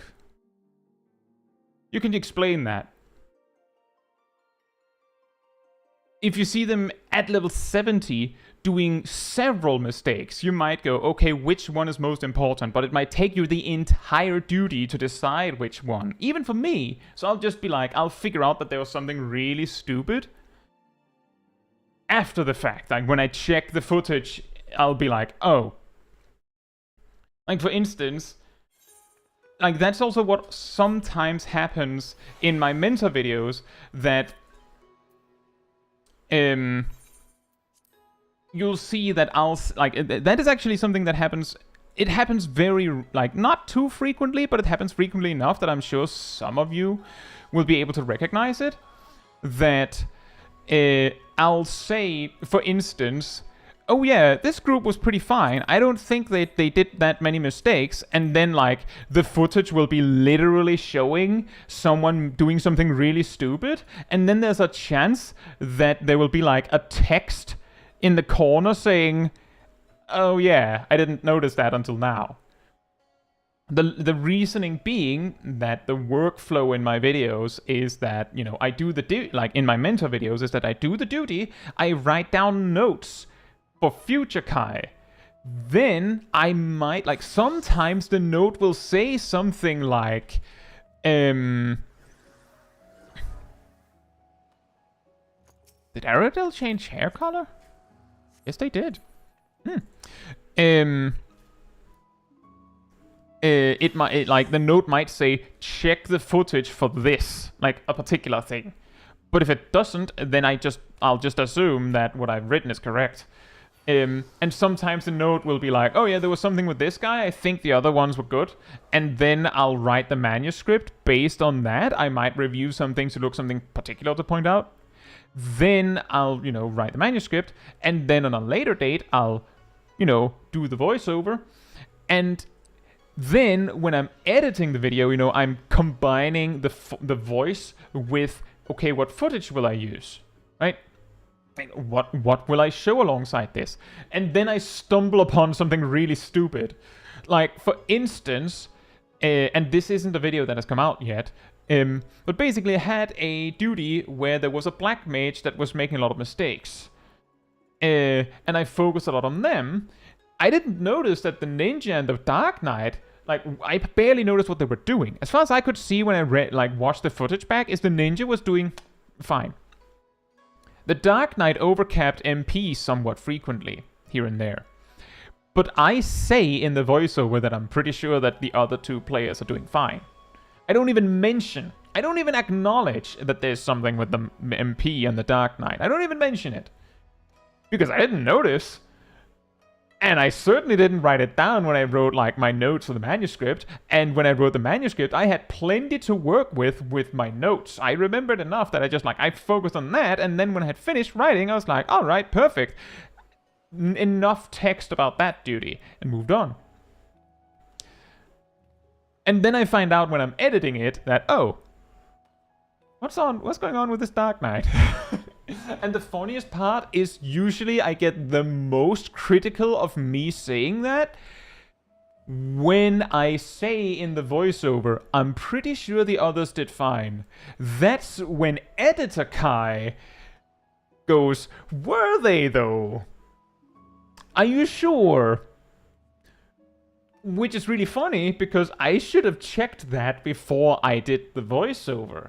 But I'm not going to change the voiceover at that point, because if I change the voiceover at that point, then I have to adjust some of the clip timings.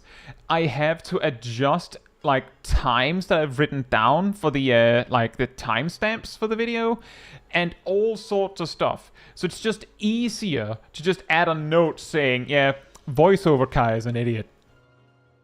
And I imagine for some it's kind of funny as well. So, you know, no huge loss there. To be fair, if you don't overcap a full 3k, you're probably still doing fine. Yeah, exactly. Exactly. I also didn't pay enough attention to really care. The thing is, the duty went fine. Kay says, I once suggested to a white mage that they didn't need to use Medica 2 so much, but they justified it, so I didn't want to push further. Yeah. That is actually exactly the problem. And that's also what I have said this in my teaching how to teach video. And I've said this in mentor videos, is that the higher level the player is, the more likely they are to not listen to your feedback or to your advice. They don't care. They are locked in on what they're doing. Because of the way the human mind works on these kinds of things. Which is to say, at level 50, the player has played so and so many hours playing the way that they have. They might not even have this, like, they might have not played like that for the whole time. They might have just played like that for, like they just discovered that, hey, if I just maintain Medica 2 all the time, it's way easier. Not realizing that that's not very smart. So you tell them why they shouldn't do that, and they go, oh yeah, I can see that. And then they just don't do that anymore. But if they're like level 70 or 80 or 90 or 100, and they're still doing this, then you saying you shouldn't do that is them going, well, if you're right and I shouldn't be doing that, then I've been playing the game wrong for like 100 hours. And some of us, a lot of players, are perfectly fine with that. Like, they'll just go, oh, well, then I'll just play right. I'll just change. I'll just do the right thing now. And then, like, ultimately, net victory, right? Enjoy work, Clove. And that's well enough. Is Aradel a real person or a very elaborate bot? Aradel is a real person.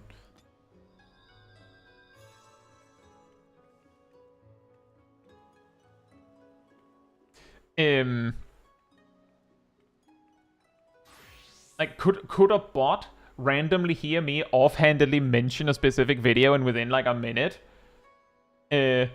find the exact video that matches the context?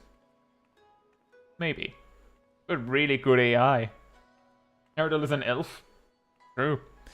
But yeah, once people get really invested in the way that they're playing, they might be a lot less likely to take your advice. Because if you're right and they're wrong, then they have been playing wrong for a long time. But some players are perfectly fine with with being told they're wrong. The thing is, I think the kind of player that is perfectly fine with that is also the kind of player that might look up how to play the job right.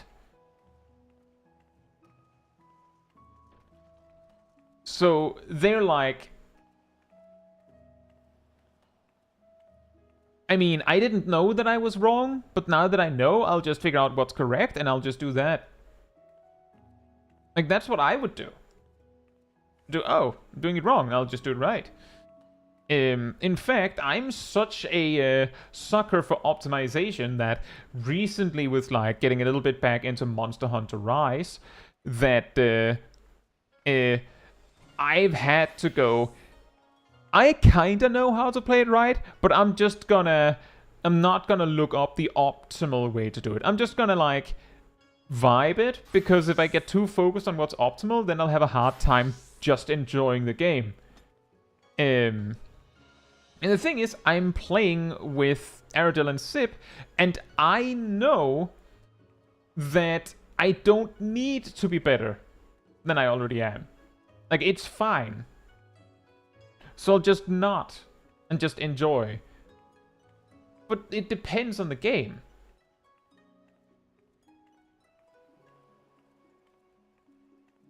Nimryu says, in PvP there's an abundance of people who don't want to listen to any sort of advice or strategy, and also an abundance of people that want to shout commands from the rooftops. Oh yeah. It certainly also doesn't help that, like, this is a funny one that I see in PvP.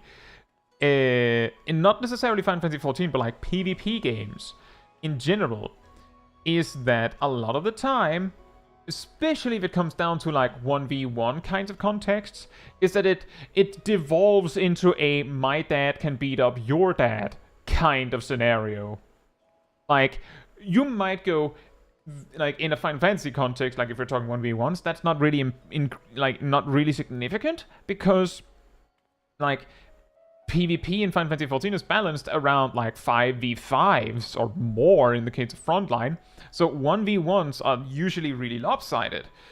But you might go, oh yeah, this job is really good at beating this other job. And then someone who plays that other job says, no it isn't, because I usually beat it. Like, you might say, this job beats that job because this and this and this reason. Then another person will go, well, I main this other job and I beat this kind of job frequently. They don't justify that with anything. They just say, I beat it frequently. So, like, unless you get told, like, and I do it in crystalline conflict or frontline, you actually have nothing to go with. And, like, who knows? Maybe it's a bad player, right? Like, yeah, I frequently beat, gunbreakers in frontline that just run up to me and use the 1-2-3 combo. Yeah, you don't say. Doesn't sound like they're using their toolkit. Like, that kind of situation. It's the same as, like, people going... And that's the difference, is that in PvE, it's often very much a lot more obvious.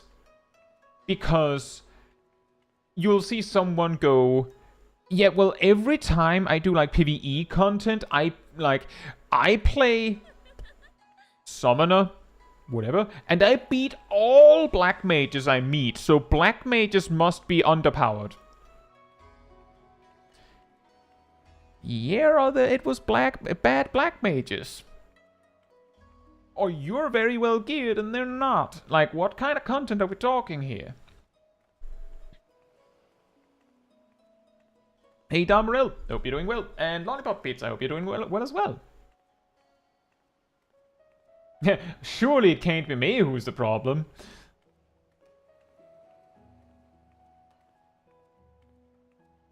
And also true bits, that's exactly it, is that when I'm playing, my character's great.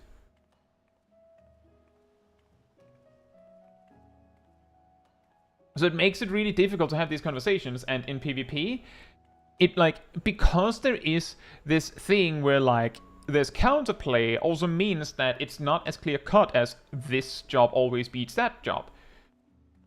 But there are cases, like the particular one that we've talked about a little bit on the Discord is Gunbreaker in 1v1s.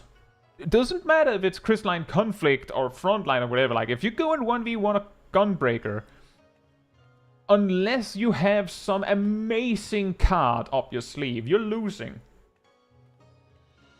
Like, Samurai goes, haha, got you now, limit break.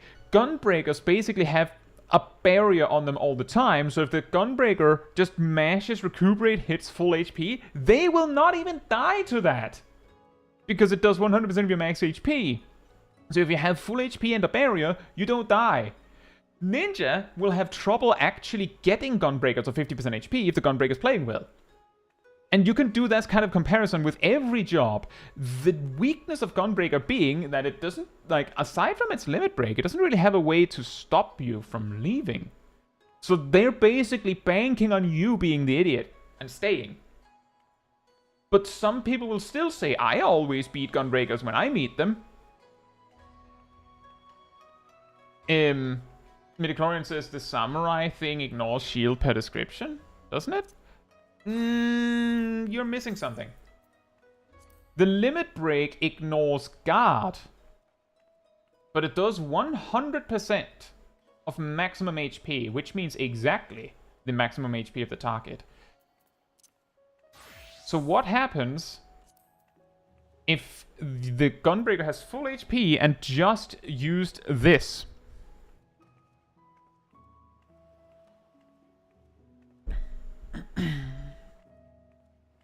The Gunbreaker has full HP, they smacked the Samurai with this, so the Samurai limit breaks for the one shot.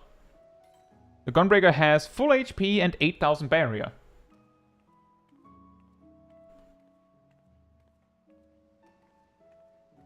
The answer is the Gunbreaker will survive with 8000 HP. And promptly heal themselves up again. Got that ability. Do you also forget this ability? And this ability? And this ability? And this ability? The point is that Gunbreaker in frontline especially, basically every GCD they get like 6 to 8k barrier. Every GCD. Just dunk, dunk, dunk. And the majority of fighting, they will also counterpunch you because of this. So every time you hit them, they smack you back for 4k. And then they shield themselves for like 8k. So every GCD is like a 10 to 12k diff, even if you're trading blows.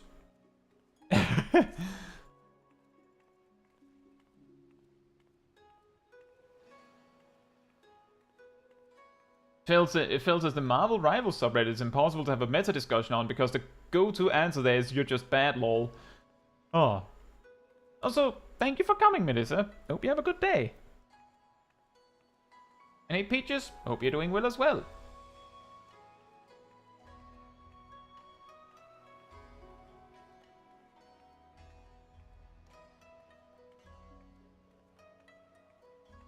Oh boy.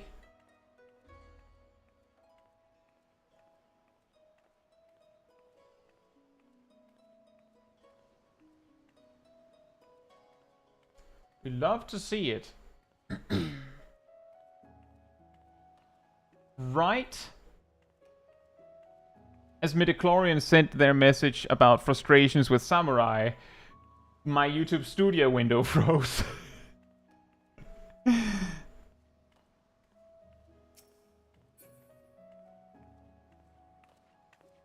Isn't it pretty far up, that bathtub on the roof?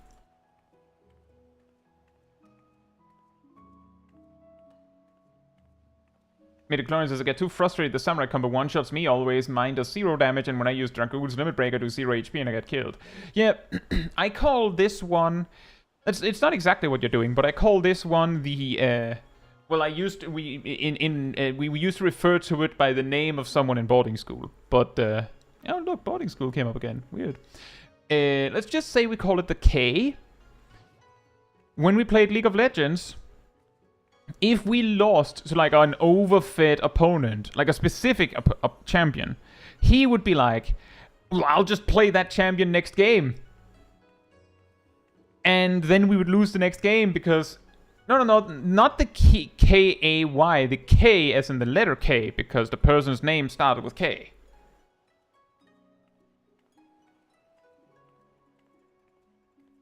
So it's not named after UK. But he would then choose this champion who he might have played like once before. And then obviously do terribly with it. And then we would lose to a different champion getting overfed, possibly partly thanks to him. And then he'd be like, I can play that. The reason why I refer to it like that, Metachlorian, is because what happens is you'll fight samurais and be really annoyed that they just dunk on you.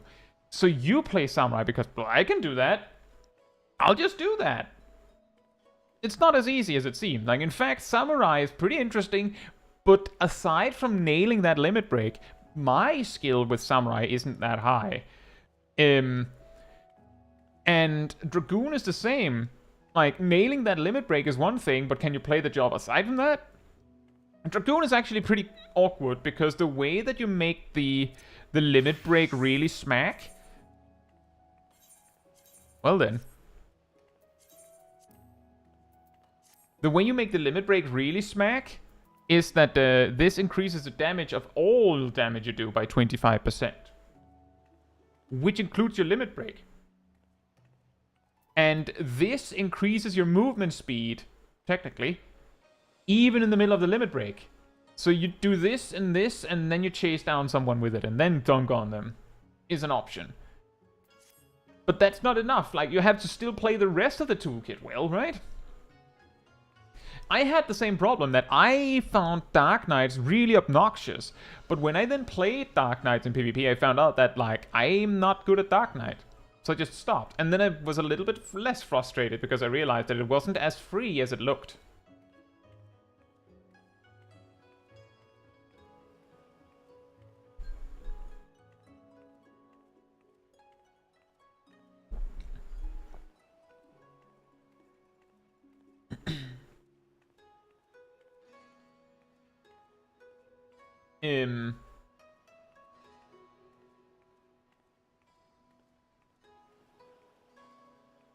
And that's true in Nimryu. Like, part of the problem with something like Gunbreaker and Frontline is that you kind of have to choose your spots. Because you don't really have any significant range options, you can sometimes just kind of be like, your presence is what you're using. Like, you're in the way. But ultimately, what you really, really want, is someone 1v1ing you. It's the best thing they could do for you. So if you can trick someone into fighting you 1v1, you'll usually win. It'll just take a while because it's frontline.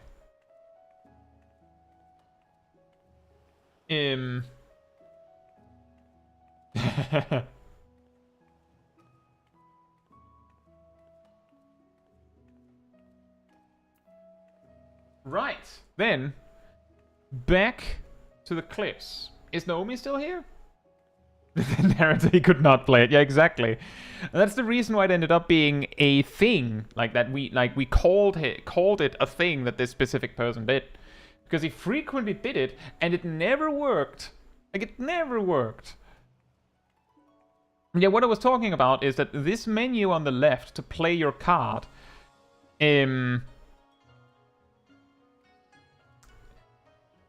it's nice.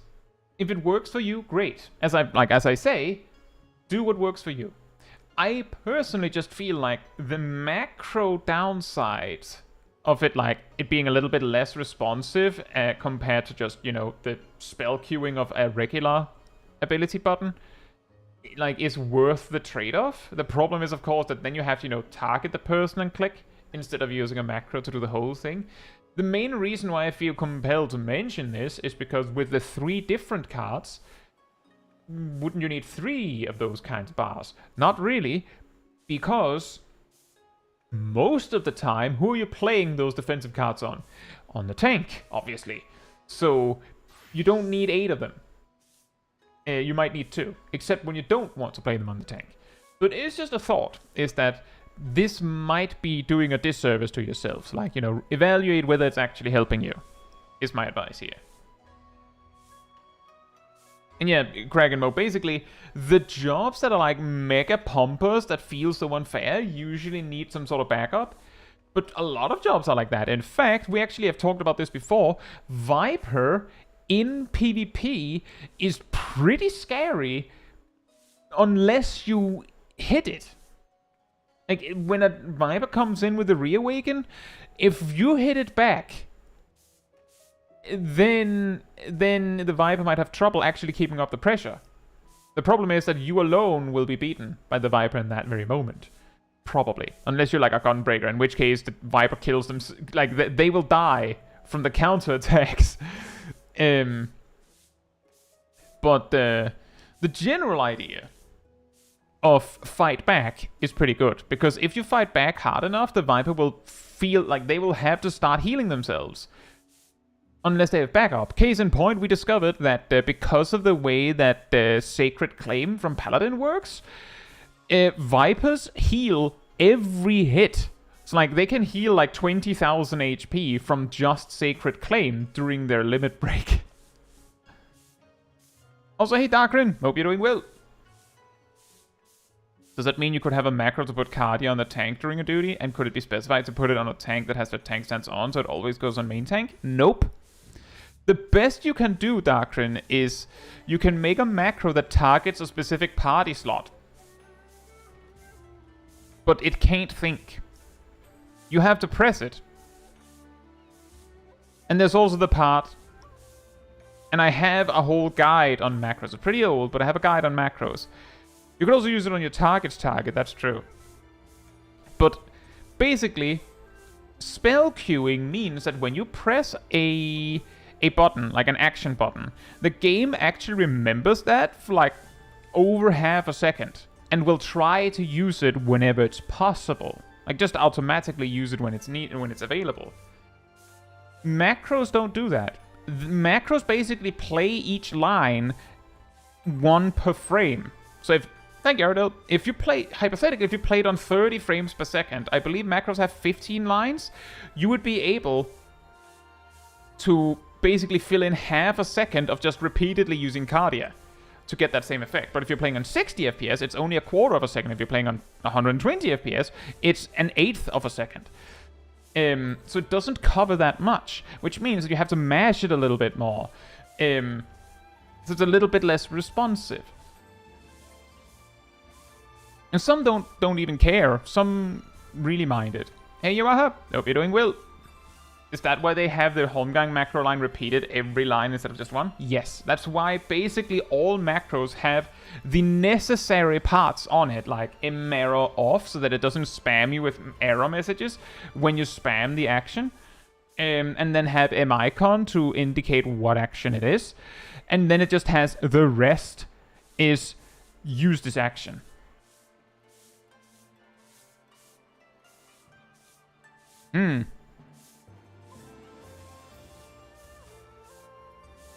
Sweep. But that is the reason, Doctrine.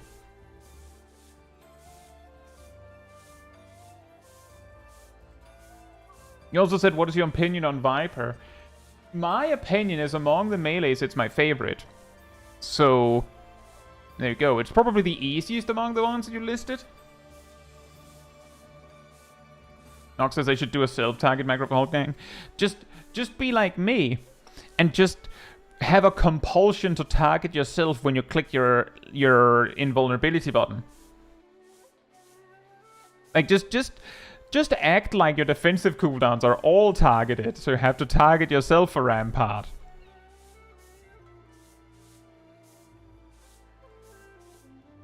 The main reason why I do that is because I would rather take that L and have to do that for Holmgang than risk that it doesn't go out because macro shenanigans.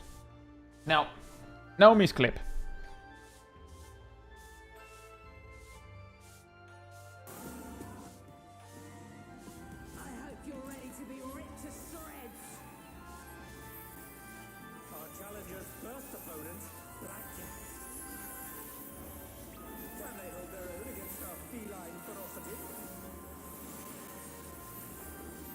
Yeah, it's pretty good.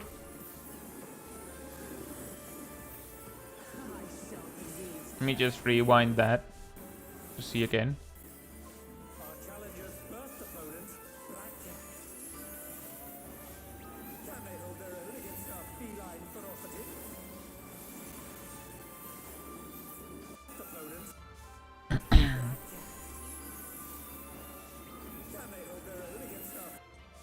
This is like a really, really small thing, and it probably didn't matter. But what you could have done is play your defensive cards on the main tank before taking, like, drawing your new cards. But at the point in your rotation where you were now, it's a bit late for that. Like, optimally, you'd have to do that now. Or even better, you'd basically have to do it now. Or actually half a second ago. If not a whole second ago. Basically, it's free buttons. Like, you're going to toss them out. So you could basically use Arrow, Spire, and then give the main tank a slightly bigger shield, just to start. But you don't need it. It's something you do. If you had a pull timer, then you could have done that easily.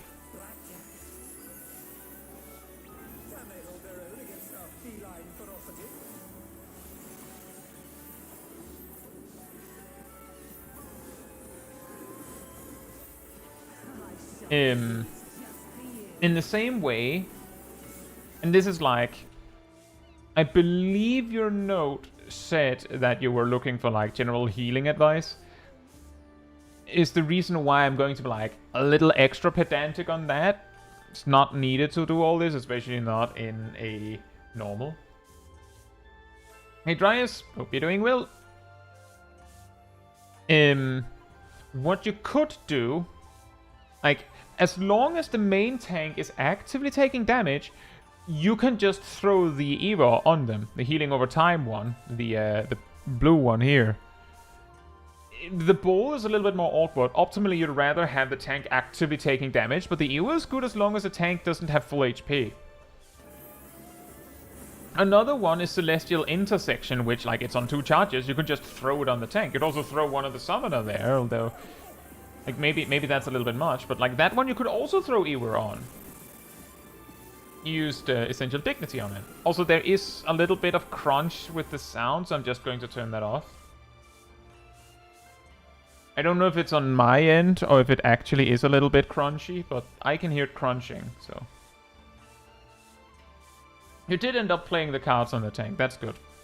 The biggest thing here is that you didn't just let the cards go to waste.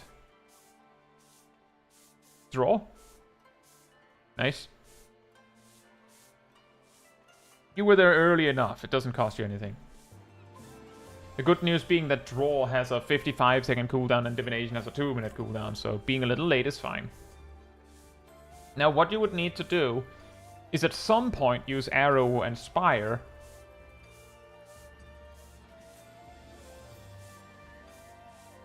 on the main tank.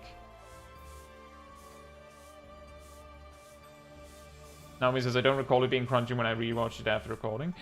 It's possible that it's on me. This PC has a hard time having a 1080p video and YouTube going at the same time, so it could be that it's like it's crunching a bit because of that. Also, not much you could do there. I'm pretty sure they fell through the floor, right? What you can do here is you'll probably expect that you'll get knocked very soon because the other healer got targeted. Also, divination. At this point, this would be a really good time. First, you mentioned that you had noticed Earthly Star mistakes already, so I'm just not going to mention that, but obviously Earthly Star and cooldown is a good idea.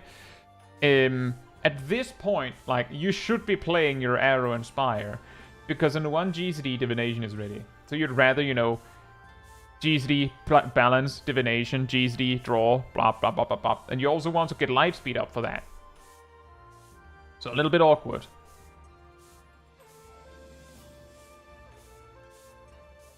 I imagine what's distracting you here is the knockups, and that makes perfect sense. But you can see, there's a possibility the summoner was early with their searing light initially, but you can see the diff there.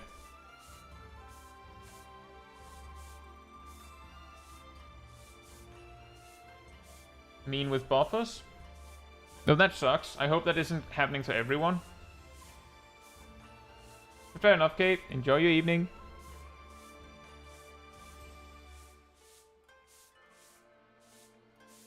Wait, did a ninja do single target dodging?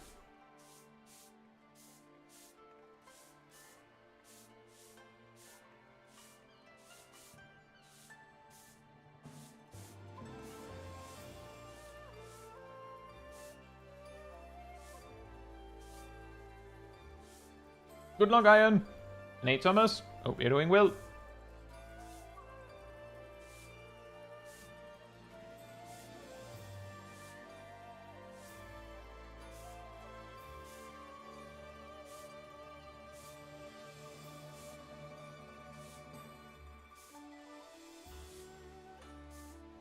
Oh, that happens to me too as well, Naomi.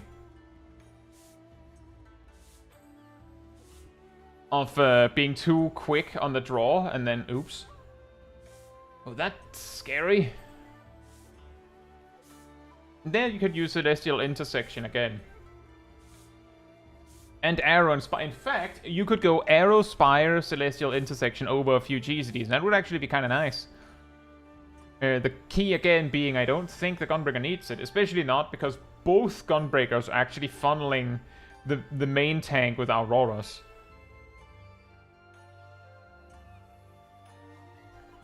But yeah, the fact that... Oh, that's... The fact that Celestial Intersection has such a short cooldown is what compels me to be like, use it a lot. It is something that I also forget. But basically, whenever Celestial's Intersection, which is the thing you have on T, whenever it hits 2 charges, if it's casual content, you could just yeet it on the main tank, just... It's almost guaranteed to do something. It's not a huge barrier. So in a similar fashion, if someone gets hit by something and gets a dot on them in this fight, Celestial Intersection, boom. Then they get some healing, and the barrier is going to get eaten by... Oh, that looked like latency on your end there. Like, they get some healing, and the barrier will, like, soften the next tick a bit. Like, it's just a good button. I'm just saying, if, like, I prefer to play barrier healers, but one of the things that I usually miss from pure healers is, man, Celestial Intersection and Divine Benison are really nice.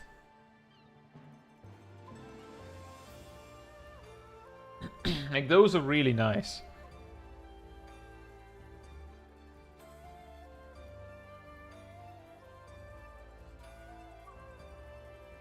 In fact, I remember one of the things that I liked. Oh. If I remember correctly. You know what? Never mind. I don't think I remember it correctly, so the thought doesn't really make sense. Then he says, I'm gonna go with R1 to 8 since it sounds like Arcadian and A is already taken. This also sounds like round. But M also stands for match. But we'll see what people do. The single target OGCD barriers, yeah, right?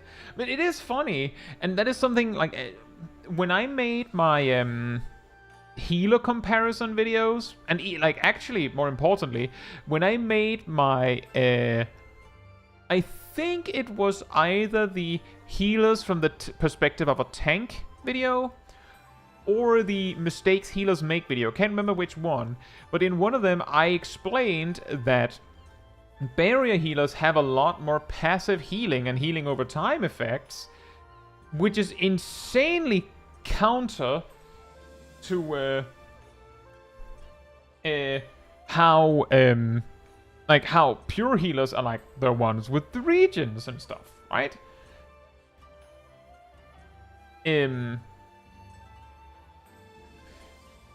But it's not wrong, and the thing that was really funny about that was that not only does barrier healers have the OGSD regions on speed dial, especially, like Astrologian have some, but like Sage and Scholar have a few, like Sacred Soil, Whispering Dawn, Physis, and then like Eos and Cardia sorta also fill that need, like that functionality.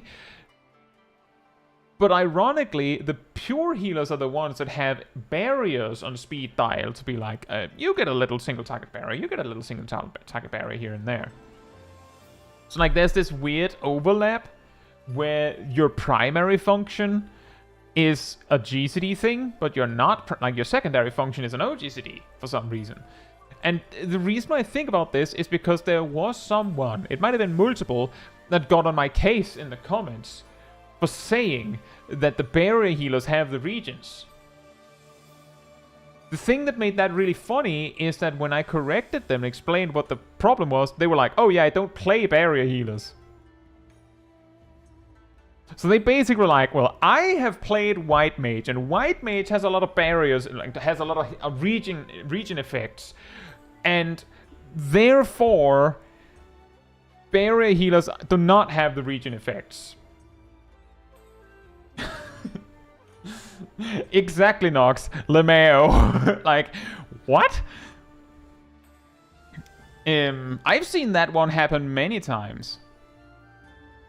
Like, I've seen that kind of comment many times where someone goes, hey, wait a minute, that's wrong. I'm pretty sure it's like this. And then when I correct them, they're like, oh yeah, I don't play anyway. Like, I think the funniest one I saw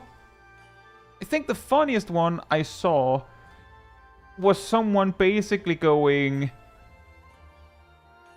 and being confused as to how some, like, all healers know to attack, for instance, like, don't make the cure bot mistakes and whatnot. And then I explained that, yeah, sure, a lot of them do, but there exist these, essentially we call them cure bots, blah, blah, blah, blah, I explained that. And they then responded a little bit later going, oh, well, I guess I don't see that many of them because I'm a healer main and I do pretty much all content as a healer.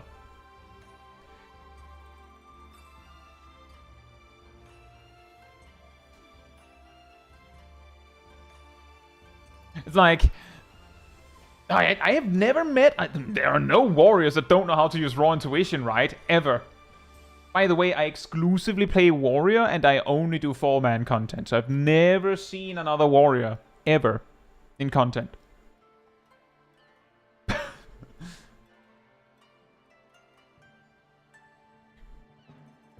Ken says Dawntrail Raid 5 just copy the extreme naming convention. You know, that it is funny that we didn't just do that. We could straight up just have called the Savages like ARR5S, for instance, for instead of T5 or something. Call it HW5S instead of A5S. Thomas says, I wonder if the tier 3 raids will be called AAC Heavyweight, since Heavyweight comes after Cruiserweight in boxing wings. Isn't the current raid tier called Light Heavyweight? And then the next one is called... Is the next one called Cruiser Heavyweight? Or is it called Cruiserweight? But the first one is called Light Heavyweight. Hard stock at Thornmarsh. Yeah, pretty much. Cruiserweight. Oh, we'll see. In fairness, Bits, I think part of the reason for these kinds of naming conventions is that they're so vague that you need to know what is being talked about to know what it is. Like, Heavensward 5S would be like... It would specify some, but we already do that with Extremes. Like, if you just say Extreme 3, then it's like, well, we're assuming it's the newest one, right?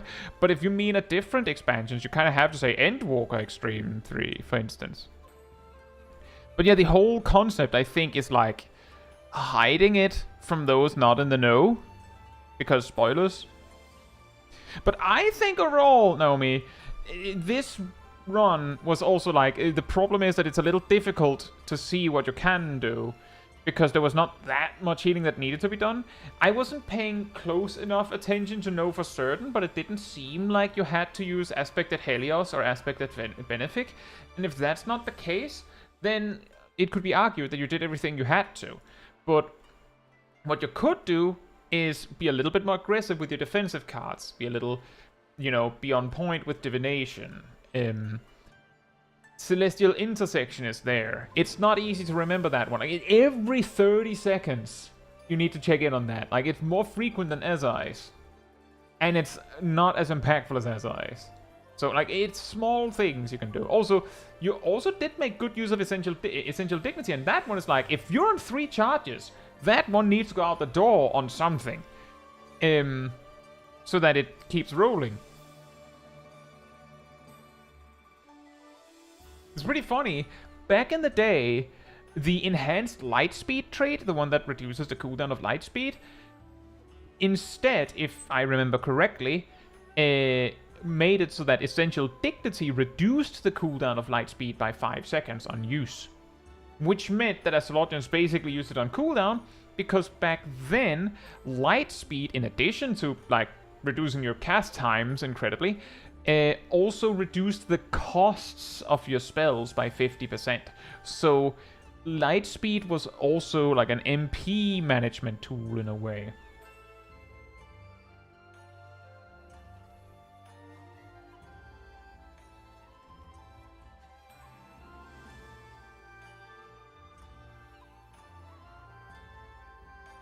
The convention did start when there was only one thing to even refer to. That's true, Sally. It would have been weird to call it a Realm Reborn for the shorthand when it's like... It's almost like if the way we refer to, I don't know, the first raid in WoW was to call it WoW. First boss in WoW. Instead of the first boss of Molten Core. The first boss in WoW.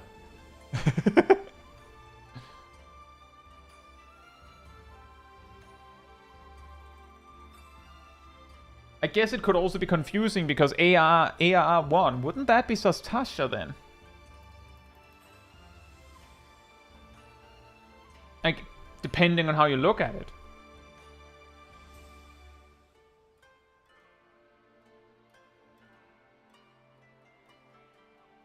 But yeah, as I was saying, Naomi, it seemed like the tanks were really on it with their healing, which reduced your work.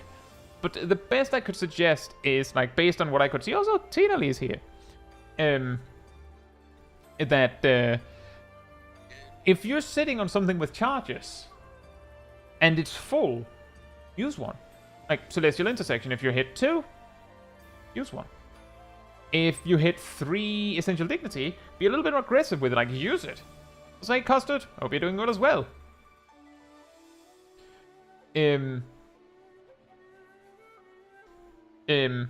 Yeah, basically, if you have a thing and it doesn't really hurt you to spend it, throw it out there. And particularly because there's multiple charges on it, you can just throw that. Like, that's also the same kind of logic of, like, if we look at Sage, which is like, oh, right.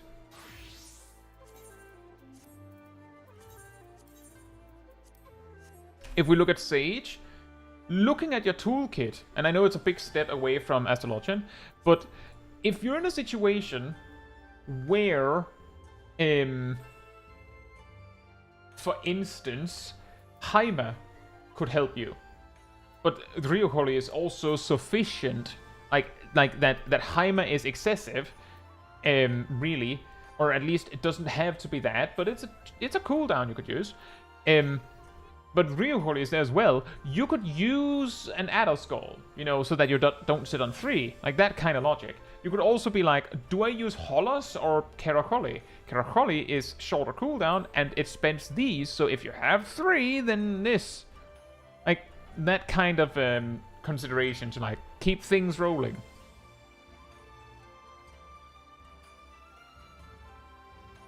But yeah, I also tend to forget Celestial Intersection on Astrologian, but I don't play Astrologian that frequently, in fairness. Right.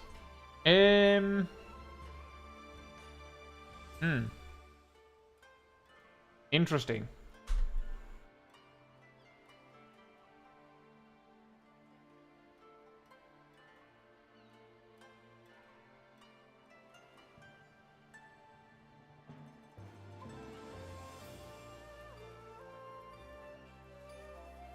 YouTube?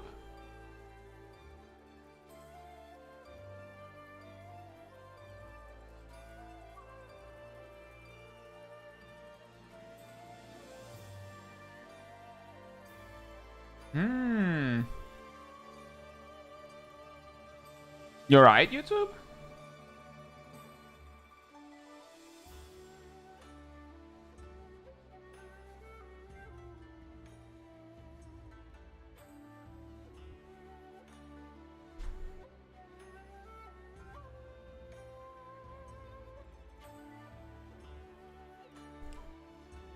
Oh boy. All the technical difficulties today. Oh, I'll have to get back to that one. That's weird.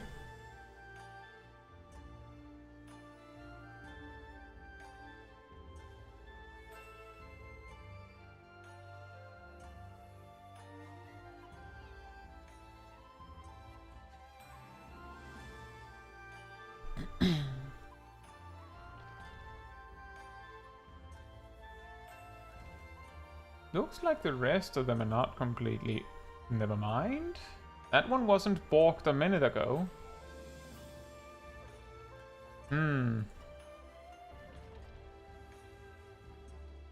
YouTube is having a weird day. Well, in that case, I'll ask if... I think Gazel is here? I don't know if Viek is here.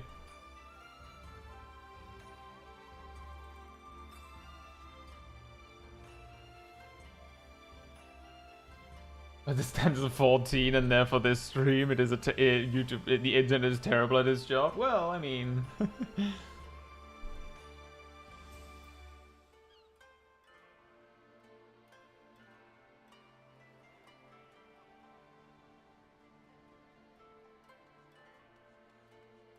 is Gazel here?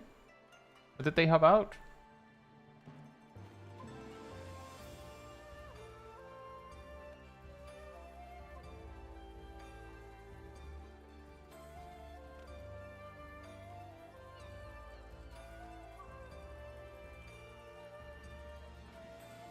Do I even remember how to get there?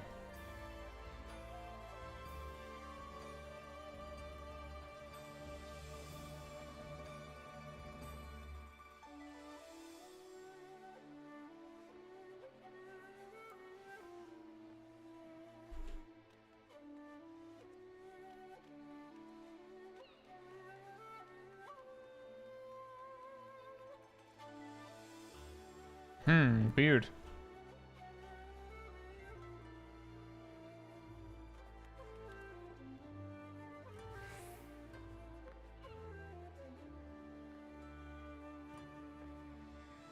Oop. Eh.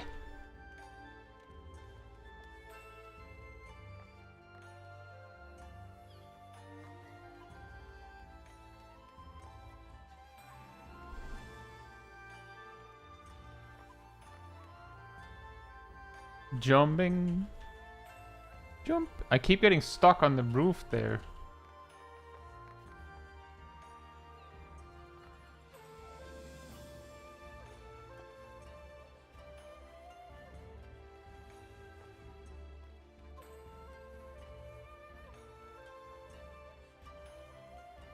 Ta-da! YouTube is attempting skill expression.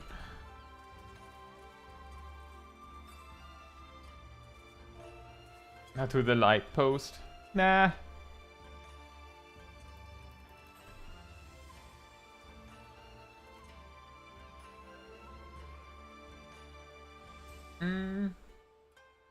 I mean, I don't think Viek is here. And if Gazel is not here, then it's down to whether Cat is here. And whether we can get YouTube to load that. Oh, now it works. Fantastic.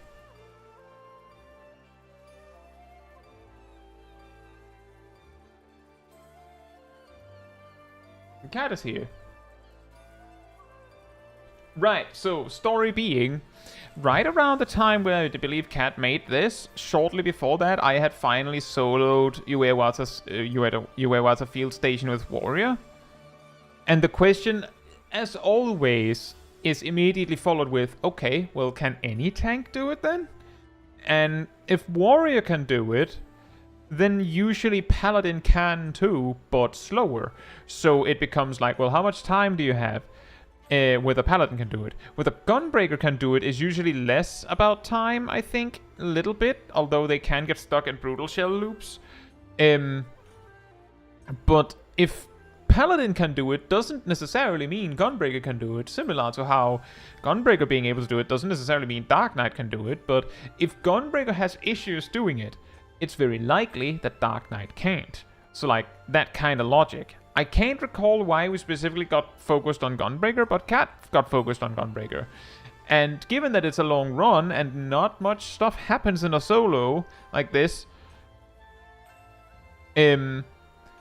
soloing the final boss, which is, in my opinion, the hardest part of Uewata soloing, is like the thing we're really interested in. It took 58 minutes to get here. So how long does it take to beat the boss? 20 minutes? 20 minutes. I guess.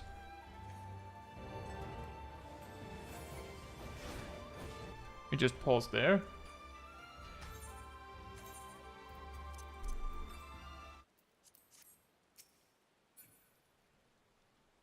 It is possible the reason why the sound on the other clip was goofing up was because YouTube was having issues, Naomi. Just to mention, it's possible that was what was causing it. But very concerning to be actively streaming as the platform seems to be goofing it up. Gunbreaker could clear 93, Dark Knight could not. Paladin was easy. Yeah, exactly. It is possible Dark Knight could now. Have we revisited that? Or have you revisited that? I recall Dark Knight was overwhelmed a little bit.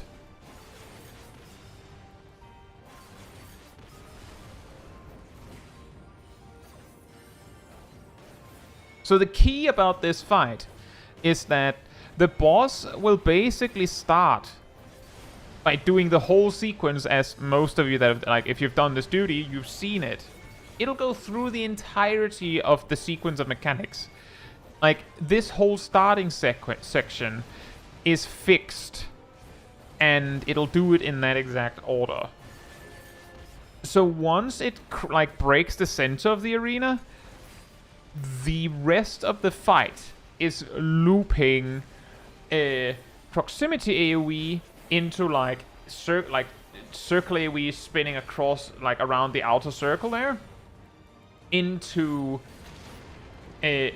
If I remember correctly, boss moves and does, like, frontal cleave, then it has a tank buster and a stack marker and a spread marker, I believe, and it'll do those, and then it'll loop again. Which means that the thing that you need to worry about as the tank is having enough HP and enough damage reduction for every stack marker and preferably also every tank buster, because the tank buster is usually the weaker of the two. Oh boy.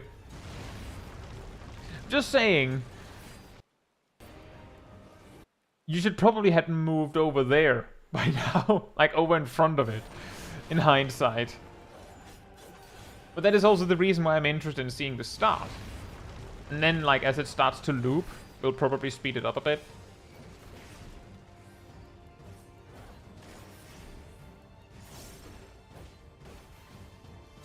I don't want to revisit. Understandable. That's also the reason why when I do my solo challenge streams, I usually pick warrior or otherwise a job that I know can do it, because I'd rather not have to come back. Like, I'd rather not have to, like, change anything.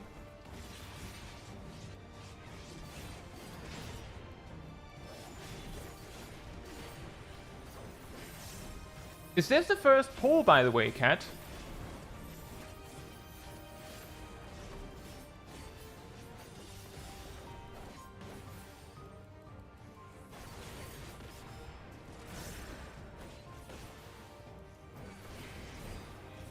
I would guess that it is.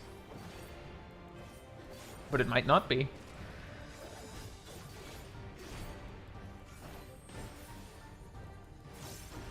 First pull on the first attempt on the dungeon. Right.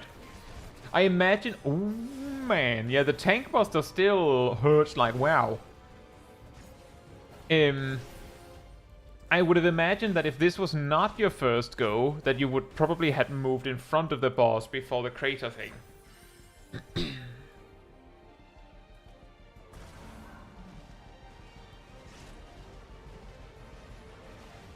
Oh boy.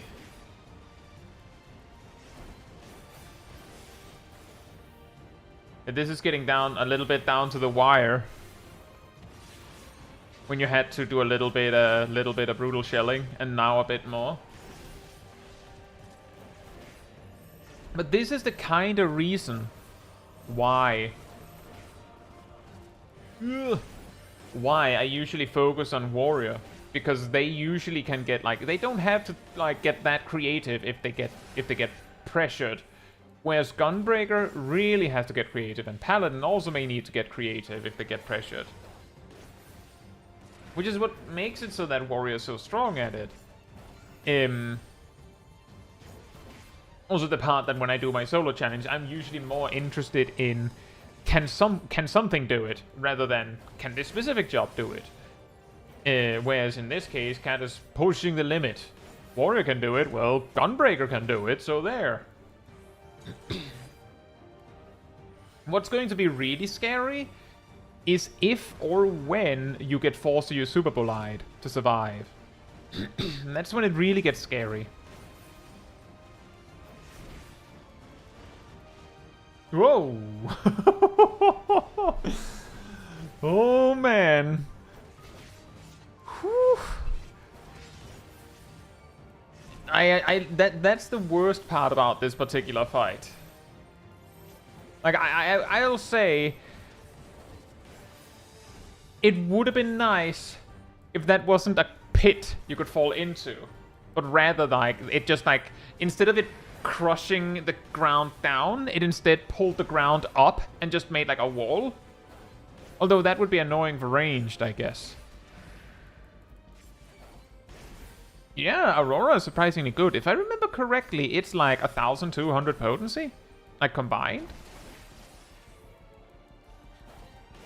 Like, it's pretty good.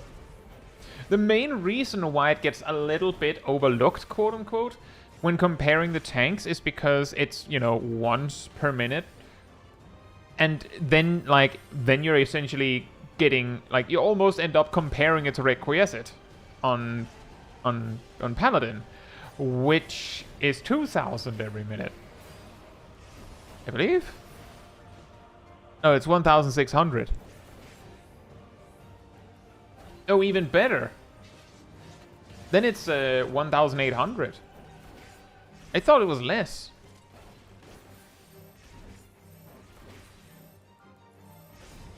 I thought it was 200 per tick. Is my spell speed Gunbreaker superior? Oh yeah. Did you all know that Heart of Corundum and Aurora scales with spell speed?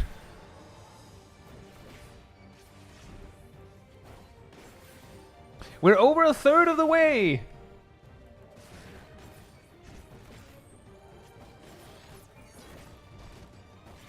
Oh, 0 damage.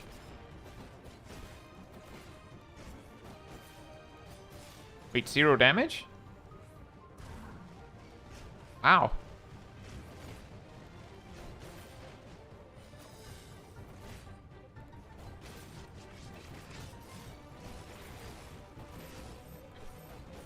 You could check what? Oh, Aurora? I thought it was 200 or 250, but I don't actually remember now that I think about it. 0 damage because Super Polite. Oh, I was thinking... I didn't even notice you Super Polite there. I was thinking, what? Like, do you have barriers for that? Like, Brutal Shell? It's not that big, is it? That's weird.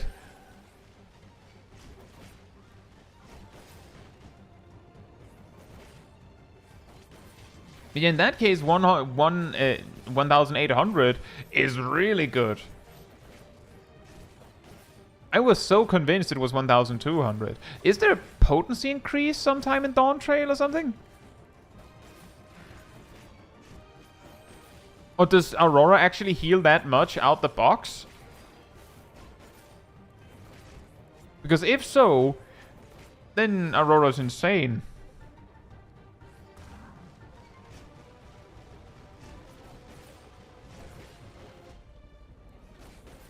$300 at level 50. Wow. Yeah, in that case, the real weakness is just that, like, 10 levels later, Warrior gets Raw Intuition. Yeah, then Aurora's crazy good. You know, now I can also, like... First of all, I can slightly better understand why Cole was so aggressively defending that Gunbreaker was really good at soloing things. But I also say that my misunderstanding of that is a little bit justified by the fact that I didn't even realize that the Aurora is 50% stronger than I thought it was. And I feel like Aurora usually wasn't the thing we were focused on. Ilana says in patch 7.1 it was increased from 200 to 300. Oh, that explains a lot. That explains a lot. That explains a lot.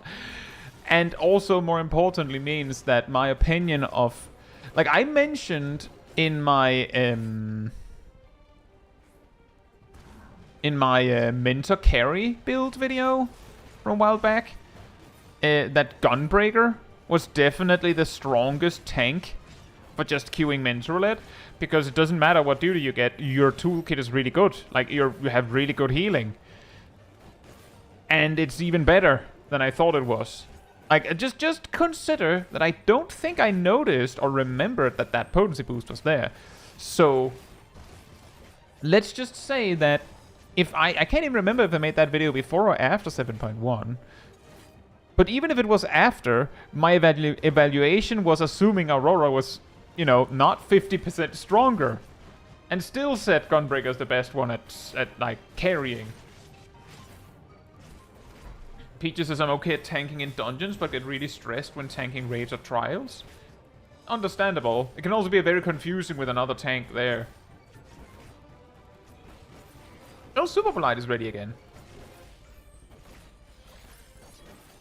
There's less than a third left. Oh, speaking of which, wait, did Super Polite just get ready around this time?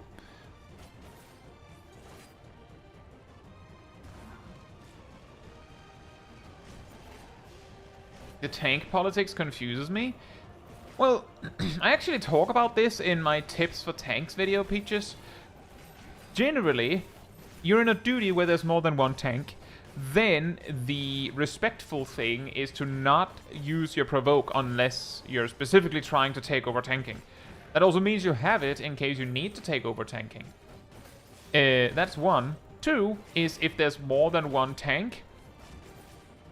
Usually, we determine who's tanking by who turns on tank stance first, unless that tank is bad. Of course, if you really want to tank, you can also turn your tank stance on to like indicate you also want to go, and then maybe the other tank will turn off their stance to indicate that they're letting you have it. But the considerate and respectful thing to do is if the other tank turns on their tank stance, you just turn off yours. Which is to say, yes, that does mean that my advice is to just let the other tank have it.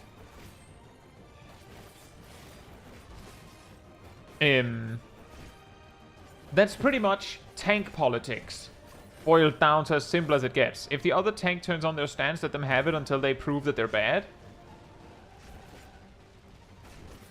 Midichlorian says, my pet peeve is when I wait for the other tank, his stance is off, so I put mine on. On second attack, it turns it on and provokes. That's annoying. Sarah says, could I MT please? Is also an option. Yes, also that. You could also use words.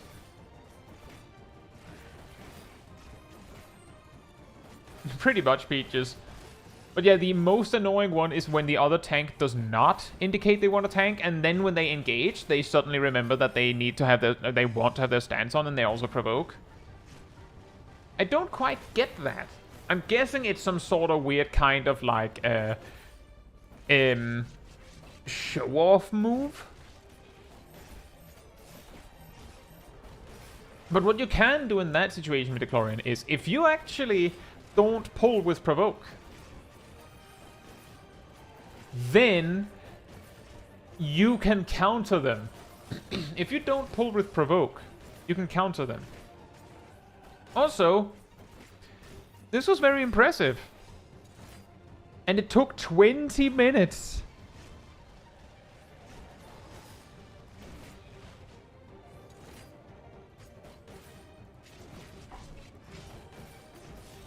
But yeah, if you pull with, like, I don't know, Tomahawk, or, you know, your range attack, or you just run up to the boss and smack it, with your stance on, and then the other tank goes tank stance, provoke, then you can just, you can basically just say, no, by provoking back. Now your provoke has basically exactly the same cooldown as theirs. So every time they provoke to take attention back, you provoke. Every time. Just bum bum, bum bum, bum bum. And that's the best you can do. And if your provoke is on cooldown, the thing you can do to really ruin their day is just start spamming a ranged attack. Just spam it to generate a ton of enmity. And if you overtake them, they either have to do the same, or they have to do it before you overtake them, or they have to use provoke again to take it back. And if you took it back without provoke, you can provoke them the next time. Like, there is a way to play around it, but it is scary because at that point it becomes a, EP measuring contest. The full party was at peace until the off-tank provoked. Cat says, look at the first 10 seconds again after. The first 10 seconds.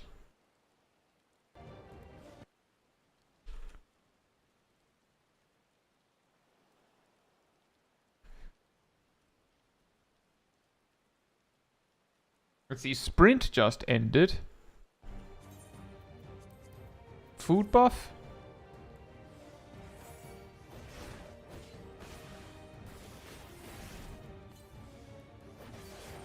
Oh! You also used burst potions. Did you use more than one? 18-minute food got a... Yeah. True, though. That would be the dumbest thing to lose to. Jose Bruntum, hope you're doing well. And thank you for supporting and being part of the Cult of the Pink for a whole year. Thank you so much.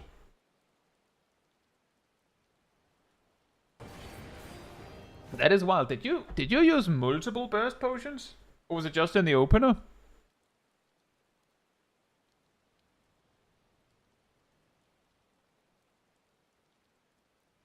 But also very impressive. Only that one. Okay. Yeah, that also makes sense. After the opener, you quickly ended up in a scenario where you basically had to brutal shell frequently.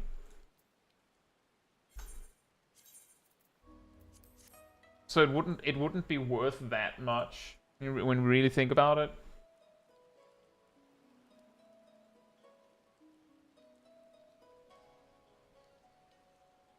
Yeah, that's also what I would do, midichlorian. Basically, I would just let the other tank unless they do it badly.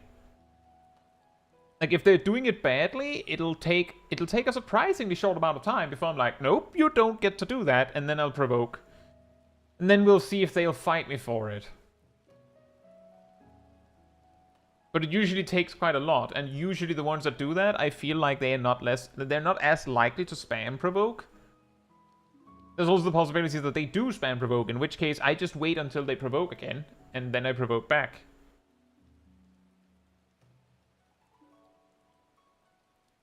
Bitches, I want to like Gunbreaker so much so that I can have 2 tanks to play, but I feel like I'm made of paper mache during dungeon pulls compared to Paladin. Well, the thing is, all the other tanks might feel a little bit more free fall compared to Paladin, because Paladin, specifically Paladin, has a baseline, a 30% chance to block 20% damage. So even when you don't have a cooldown running, Paladin still takes less damage than the other tanks. Slightly less. On average, 6% less, at all times. And their defensive cooldowns are also generally the most potent ones in, raw damage reduction, in my opinion. But Gunbreaker is fine. It has slightly more, other things, you could say.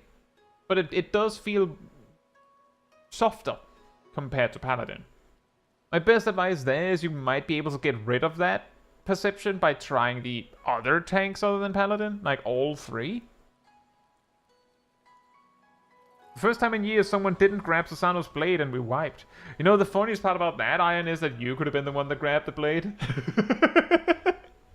So you're like, oh. As you wipe. Alright. Well.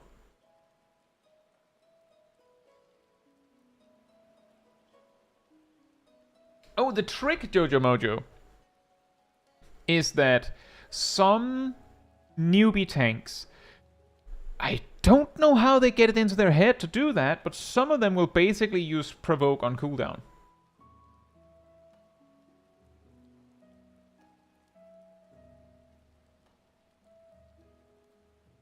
I'm assuming you're back, Brontom. We've noticed that YouTube has been a little wacky tonight.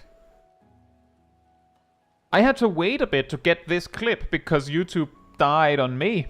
Somehow this stream has been somewhat surviving.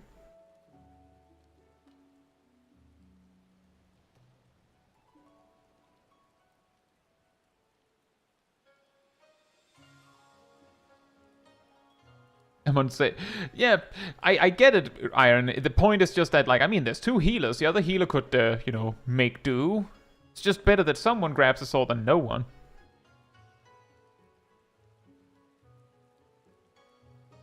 The problem being I strongly dislike the theme of Dark Knight, and my Final Fantasy character makes absolutely 0 sense as a warrior. I mean, my character makes no sense as most jobs.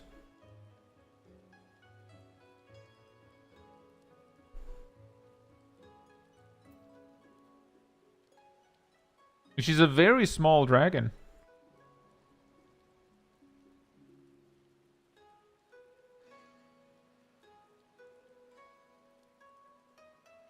Oh, so hey guys, we had a few clips from you.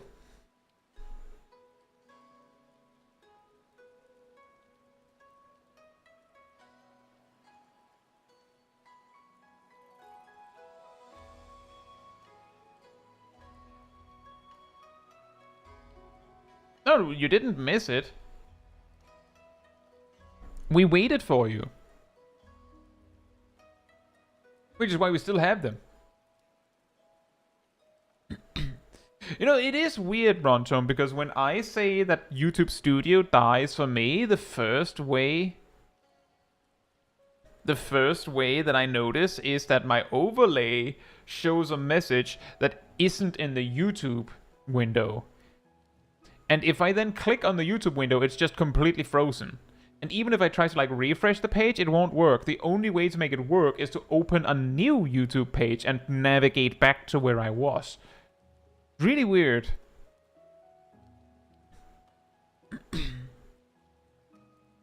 It's very appreciated, Cat. I do like it that we get multiple perspectives of soloing without it just being me doing all of it.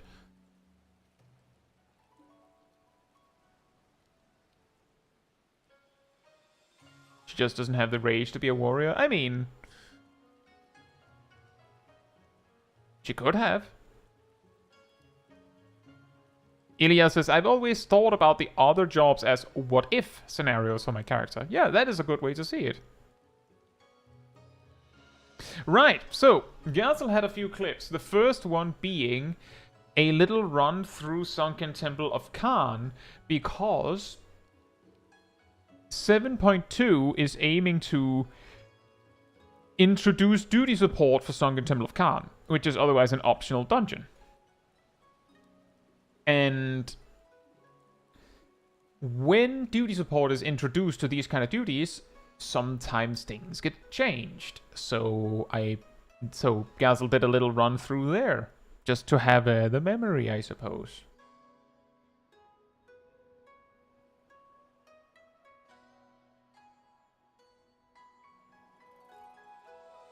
Pink with rage.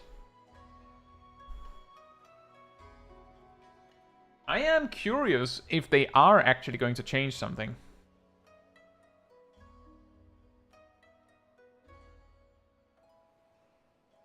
Wait, is there not supposed to be mobs there? Or did you clear those already? I guess you did.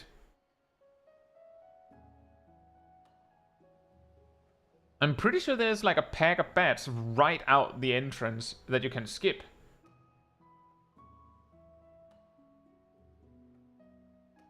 Is it a real document if we don't see final sting?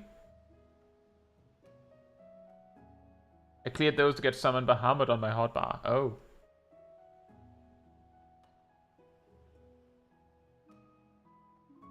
It is pretty funny, you can skip that initial pack if you just hug the wall. Most people know this. And yeah, I think it's just a memory of the visual details of Sunken Temple of Khan.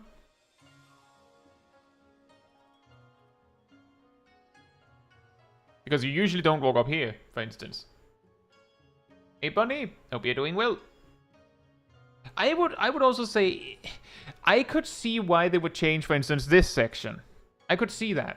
Like this section, because of like discoveries of players and that they don't really care anymore, is almost comparable to how you just skip a portion of Kotter's Cry. So I could see them change this.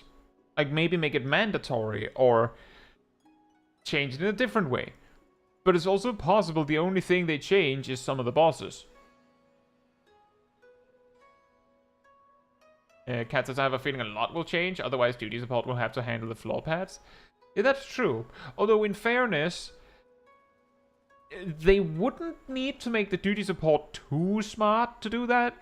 Like, they just need to be able to recognize the specific mobs and then move them into position. Which is, like, somewhat comparable to recognizing a boss mechanic and moving for it, I think.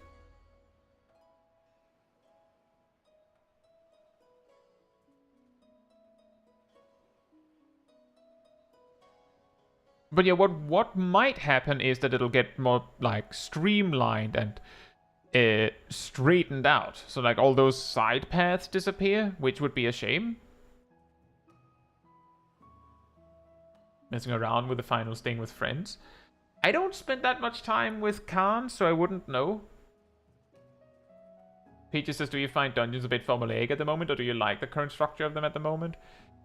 I would say that dungeons in general are extremely formulaic. In fact, a lot of things in Final Fantasy XIV in general are very, very formulaic. Like, extremely so.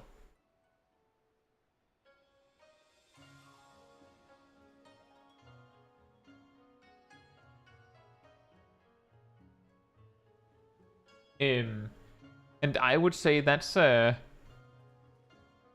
overall boring. A little boring. But it's also difficult for the developers to do anything with that. Because whenever they make a dungeon with a slightly unusual path or quote-unquote an extra wall, then people get mad about it. You know what I mean? Like, take for instance Ihokatumu. That's the first dungeon in Dawntrail. That one leads with pack, boss. But you're forced to do it at the pace that the game gives you. You're just forced to do it like that. And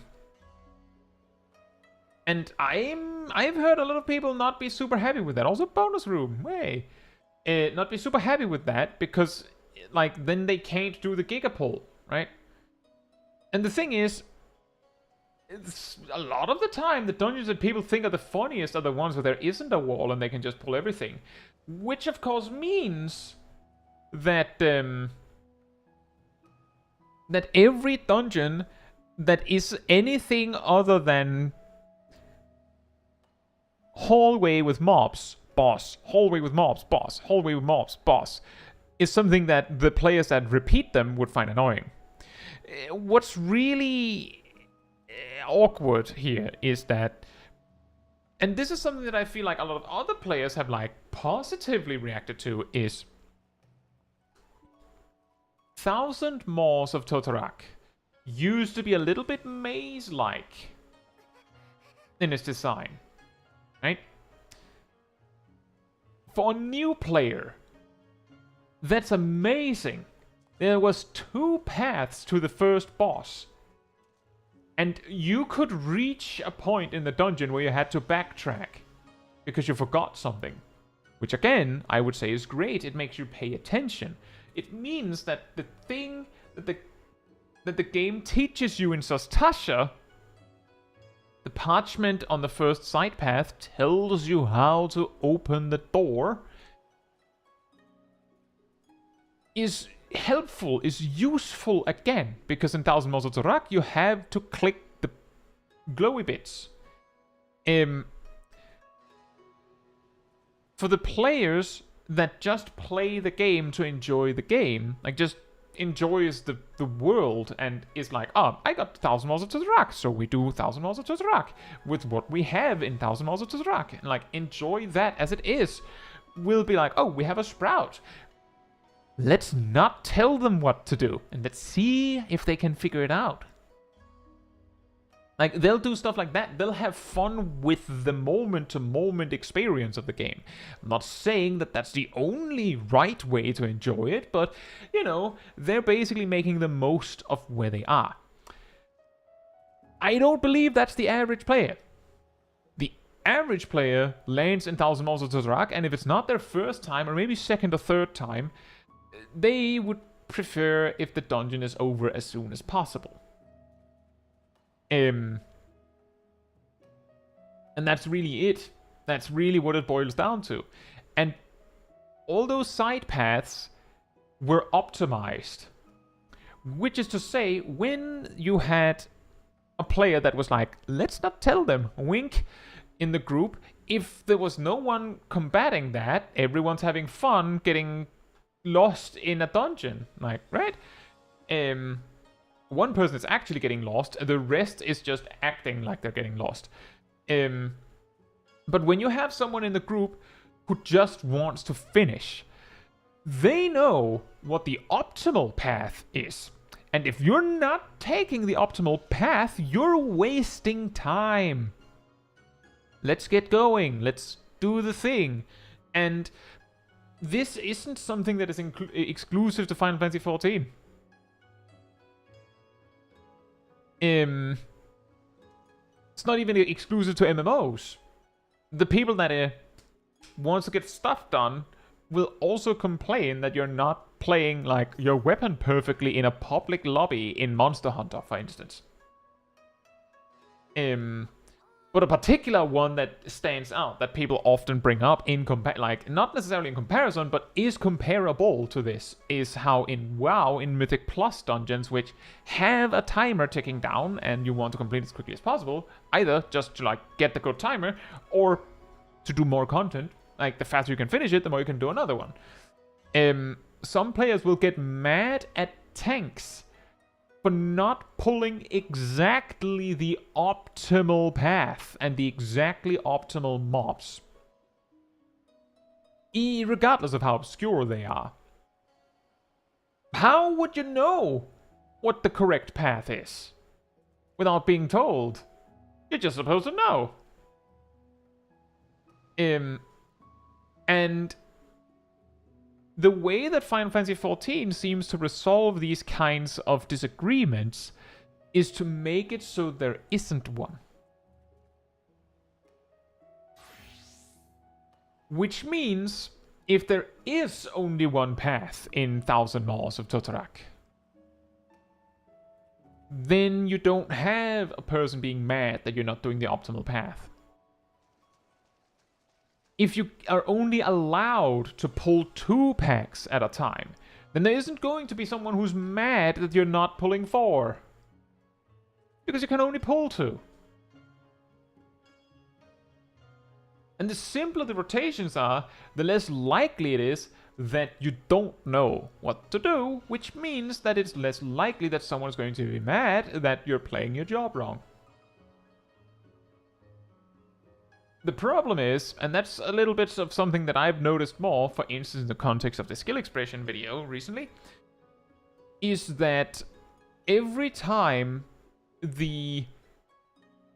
I guess in a way the skill floor is lowered, the minimum expectation is raised proportionally.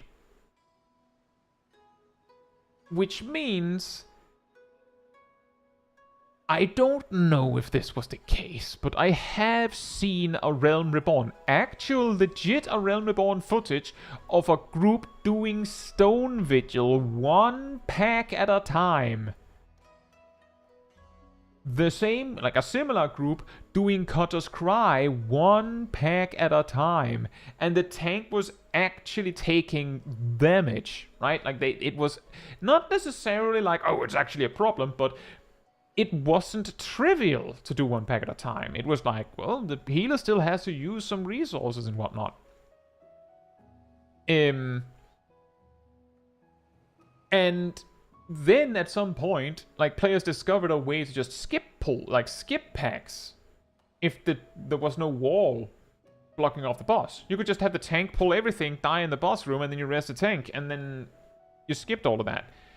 Which is probably the more likely culprit as to why there is wall boss nowadays, so that you can't do that.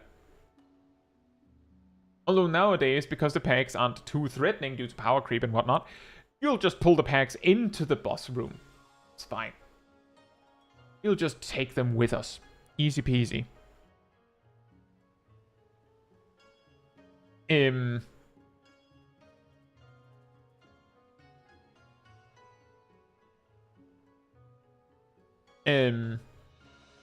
But we are reaching a point where, like, as I said, it does really feel like the game is being streamlined more and more to the point where there is only a correct answer. And the thing is, and I think I've mentioned this before, like on Discord, is that you can bring the horse to water, but you can't force it to drink. You could even shove its head into the water and it might still not drink. Which is to say, if the reason, and this actually like nicely circles back to something we started the stream discussing, if the reason Black Mage is getting these simplifications or changes to their toolkit is to make it easier to deal with for a new player, then, based on what I've seen of summoners, if you make a job really easy, people will just become stupider to match. Which is to say, I'm not saying that summoners are stupid, I'm saying that the observation that summoner is quote-unquote really, really easy causes players to not even bother to figure out how the job actually works. Meaning, because the job is easy, players will find a way to like limbo underneath the bar and still be bad at it. Like, they'll find a way to be dumber than the game is expecting them to be. So if you simplify Black Mage, the people that don't want to be good at it will find a way to be bad at it. Like, we're not losing Ice Mages from this. Like, they're not going away. MP battery mages and balance mages are probably staying too. They'll just be slightly less bad, relatively speaking. So, we are reaching a point where I'm thinking, for instance, in the context of dungeons, we don't need to perfectly streamline all of them.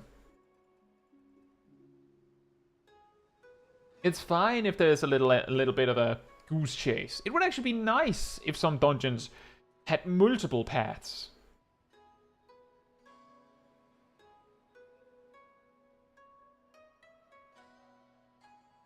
PlayStation options are probably on the planning table, to be fair.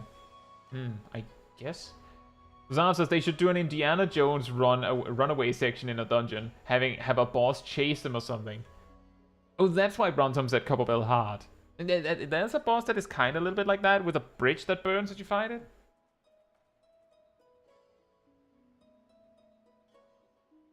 It says, if I recall correctly, didn't they mention that the goal of 8.0 will be job differentiation or playstyle options? Right. And yep, also that, Custard. I've actually kind of suggested this before. That I've thought about the prospect of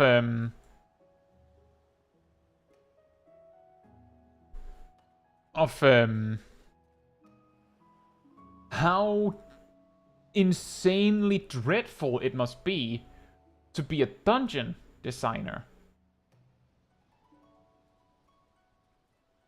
Ha! Nice, Aradil.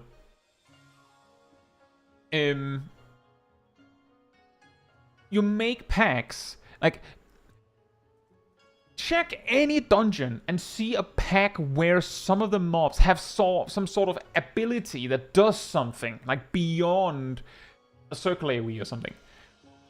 How do they come up with that? Like, if it was me, I would just be like, I don't know, just have the mobs, like, burst out into choreographed dance. Does it matter? People are just going to steamroll them anyway. Right?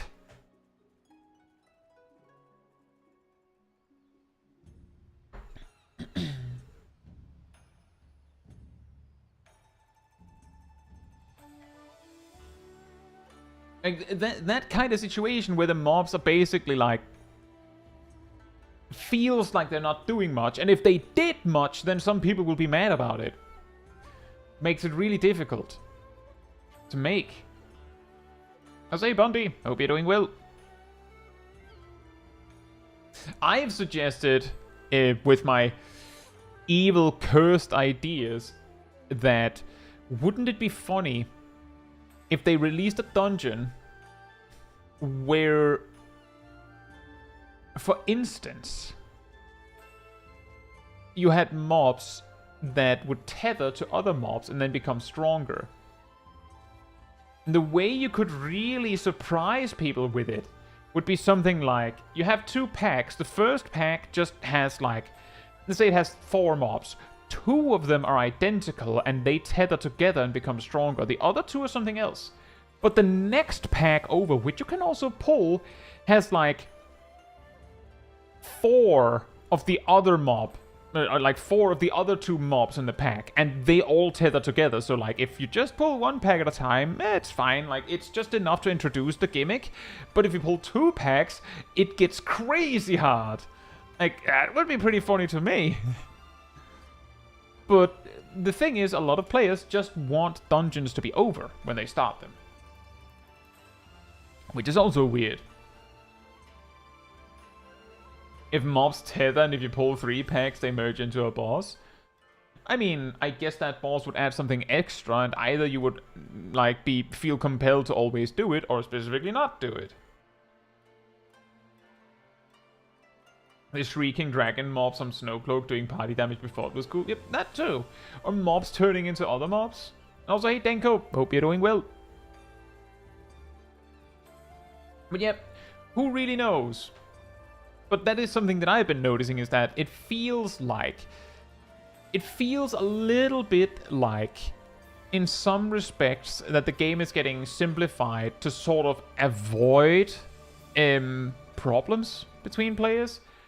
But every time they lower the bar a little bit, players find a way to like move their expectations above it. So somehow the floor gets lowered, and then the minimum expectation gets raised instead of lowered with it. But in fairness, you can't force the horse to drink water, and some players will find a way to be dumber. No names or anything, but I specifically remember a story where someone mentioned that like they had a friend or something get into the game, and this friend played Summoner for a lot of levels, and they said they just didn't get it. It's very, very boring. And they're like, wait, what is it that you're doing?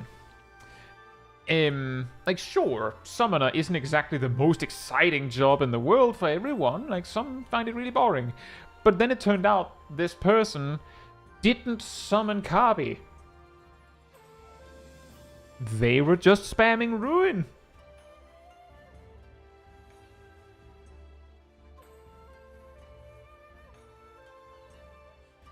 How? Like, what? Like, did they not once go, I have this spell as well. Maybe I should try using it. Why can't I use any of my other actions? That's weird. Oh, anyway, Ruin.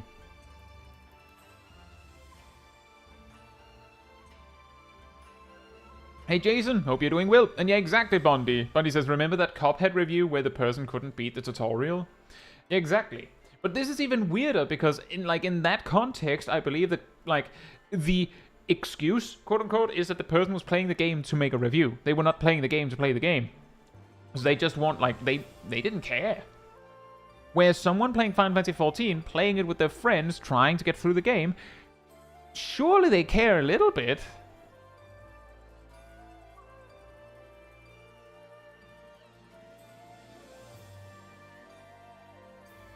Decoded says, I forget to summon Eos consistently on Scholar. I can't even judge. Well, in fairness, with Scholar, you'd probably notice that Eos is missing eventually. But if you don't have Kabi out as Summoner, you do one GCD of the precast Ruin, and then you're like, wait a minute. Something's wrong. Where's Bahamut? It takes one GCD. It's been alright, Jason. We've had an interesting... I've had an interesting day. This is my backup PC, because the other PC is getting really weird. I'm probably sending it to the manufacturer to look at it tomorrow. Then, as I was talking about how great this PC and reliable it is, it crashed the game.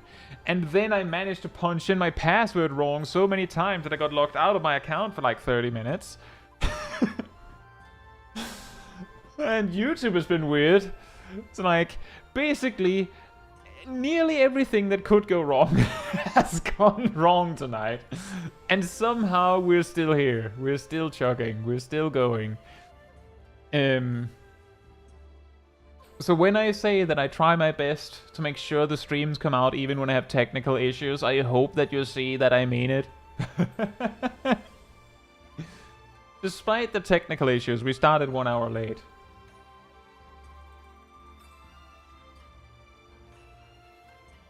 Brontom says, did you reset the password and get hit with a new password can't be the same as the old password? No, I just waited 30 minutes.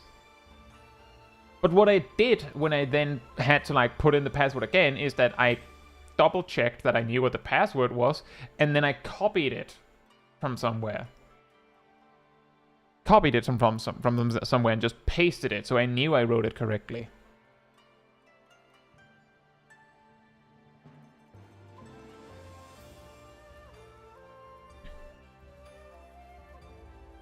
Bit says, I love the game. I do. I also love Game Grumps. Bit says, Aaron Hansen, it's one of the Game Grumps, is though the single biggest example possible to show that no matter how much people play games, some will never ever, under any circumstances, read text. Correct. For those that don't or haven't watched Game Grumps, fair enough. Maybe a little bit niche nowadays. I don't know. I like it. But it is basically a tradition that Aaron never, ever reads the tutorial.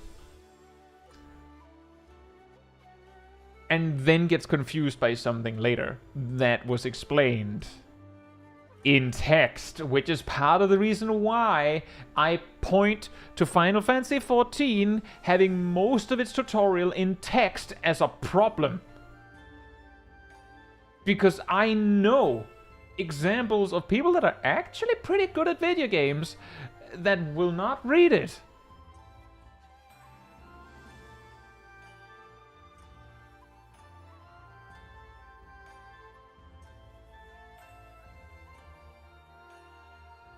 Jojo Mojo says, hot cold take. I don't know if Final Fantasy XIV needs more bad, hyper-experimental dungeons for the sole purpose to make us appreciate normal dungeons more. You know, that is actually a good point. If we had more jank, like even more jank in the game, we'd probably appreciate it more when it isn't jank. What if there was a tutorial with zero text? That's the thing. Many of the Final Fantasy XIV tutorials, if they had voiceover, that's already a good start. But the problem is that many of these tutorials are not tested. Like, you're not tested on it. Like, a core example that I use for this is if you pick up Thaumaturge, especially clear if you don't have it and you pick it up right now, you'll unlock Thaumaturge.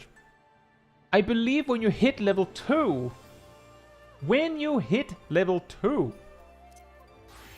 and learn fire,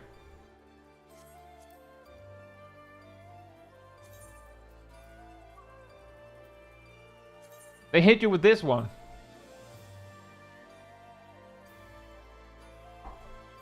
With all of this.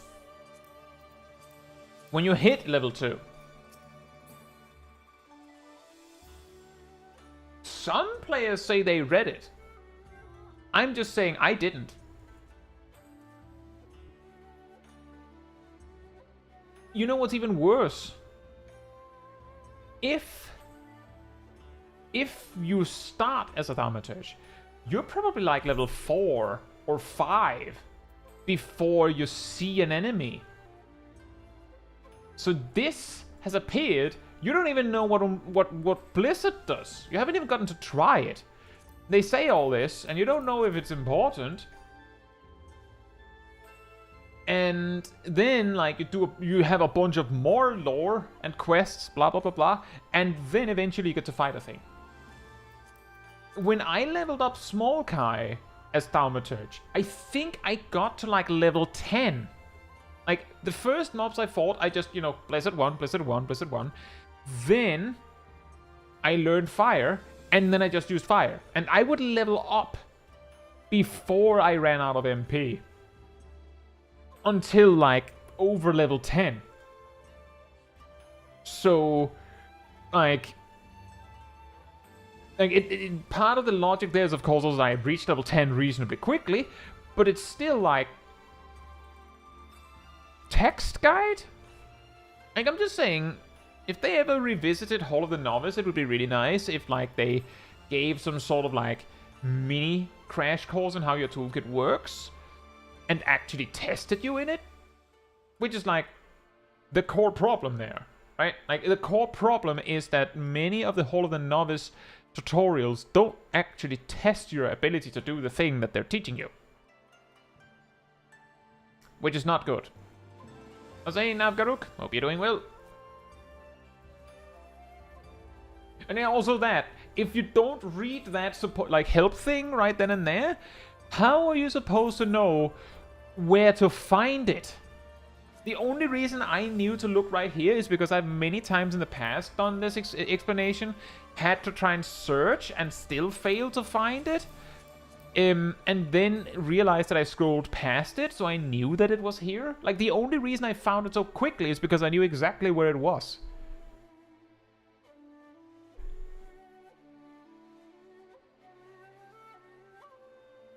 Seraph says, I read it, I didn't understand it properly.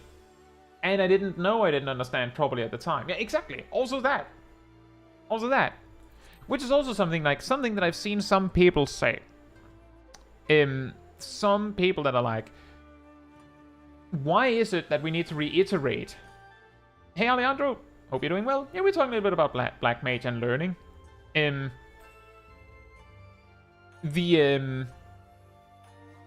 That some people say, why is it that there are all of these videos that reiterate, like, for instance, I think I'm reaching like half a dozen videos that explain what the GZD is. And they're like, why is it that you can't, why don't people just Google that? It takes 10 seconds to Google it. And the problem is, if you don't know that you don't know, then you're not gonna Google it. And if you don't know how to, like, if you don't know what the word is for what it is that you're seeing, like, you might even see that the GZD is there, and you can see that abilities can be used in between. It appears, but it feels really inconsistent and weird. You don't know that they're called global cooldowns or off global cooldowns or GZDs or OGZDs. You don't know what to search for. You don't even know if you found the correct thing when you find the correct thing. And that's the reason why I sometimes put out those videos where I basically just list 10 things that you might not know. Because someone who's like, there are some things that I've stumbled upon that I don't quite get, or might just be curious to learn, will look into that and go, oh, that's what it is. That's what it means. Ah, of course. But if you don't know that you don't know, then you don't know to look it up. And if you don't know what it's called, you don't know what to look for. Which is like basically what Seraph said. I read it, didn't understand it properly, and I didn't know that I didn't understand it properly. Also, hey Zenny, hope you're doing well. And Caetsu, speaking of tutorials, how about Monster Hunter Rise and throwing text on your screen? Yeah, they're just as bad about it. Like, within the first, like, 30 minutes of Monster Hunter Rise, you'll have gotten, like, a small book worth of text. Just read this, read this, read this, read this, read this. Oh yeah, and also read this. And I'm glad to hear that, Navgaruk.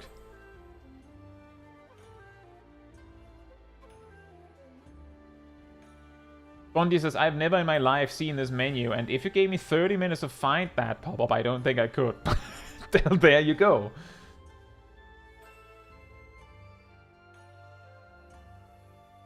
Jason says, is there even a tooltip for what Ishuna works on and doesn't? I have had to explain it to a few newbie healers. No. There is not. In fact, the closest you get to the game actually trying to explain to you what Ishuna works and doesn't work on whoops, is an ultimate, just kidding, is All's Well That Ends in the Well. Basically every single debuff in this duty, and it has a lot of debuffs, it throws out pacifies and silences and I think stuns even, and petrifications, like it just drowns you in debuffs. Even poisons, every single one is removable. You see the problem, right? You see how it would be a problem that the tutorial only shows you things that are removable. So there's no introduction to what isn't removable.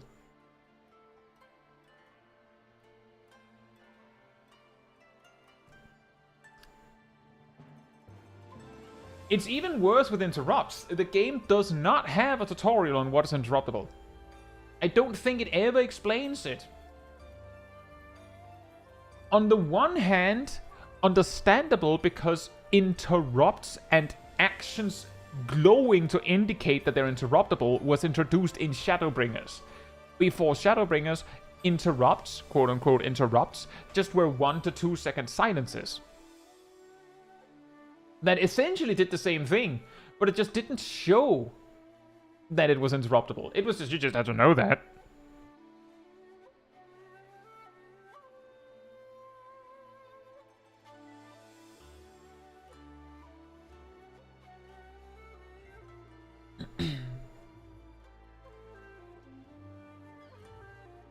Cat says, remember the game still tells you that equipping a Jobstone will limit access to actions from other classes. Oh man.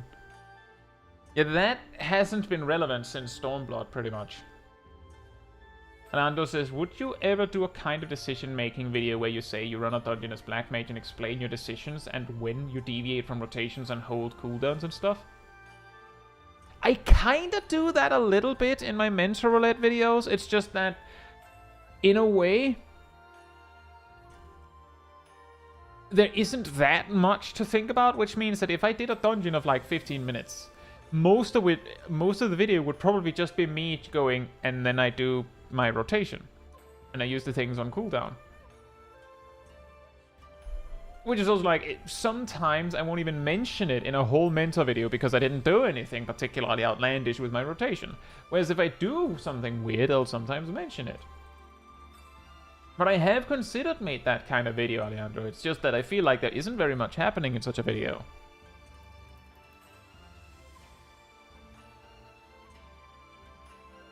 And also specifically Black Mage would be difficult right now. I would pretty much, like, basically, let me put it like this. The moment I learned of the live letter changes, I basically went, I have some, like, for instance, the cursed job changes video, I'm like, oh, well, it doesn't change anything, the thing there, that these changes are coming. It's a little funny, but doesn't really change much. And other videos looking forward, I've pretty much like basically noted to myself, maybe don't focus too much on Black Mage here. Maybe just like skirt around that, because I don't know if this applies to Black Mage when that video actually comes out. We're just not going to mention it.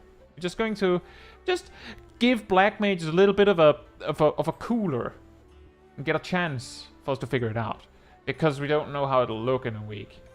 And other jobs might also change drastically. It's just I know, and you know, that Black Mage is changing. Kansas giving Flesh and Control 6 2 charges is my cursed Red Mage change. I think you'll find my cursed Red Mage change really funny. Because for some jobs I thought of something really evil. For some jobs I thought of something really toxic. For some jobs I thought of something that would just be hilarious. And for some jobs, I just thought of something that would be like, well, it would suck to play it.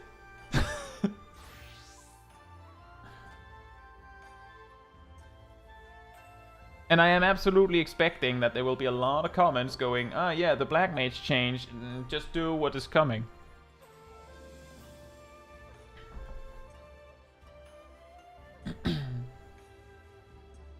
Also, thank you, Aerodil. Zenny says, I'm kind of realizing how much of my game knowledge has come from other players rather than the game itself. Which I would say is actually a good thing. In that video that Aerodil linked there, why do Final Fantasy XIV's tutorials not really work? Which is a lot about, there's a lot of text and things like that. Why they don't test you. Like basically all of the stuff I just said.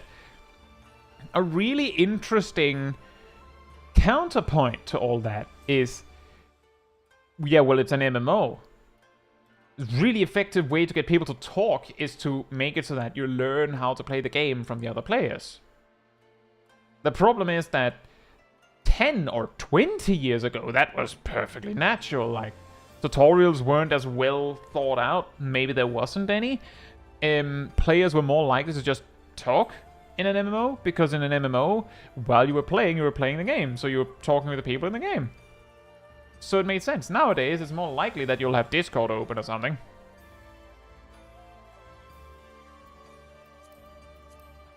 Also, hey Isaac, hope you're doing well.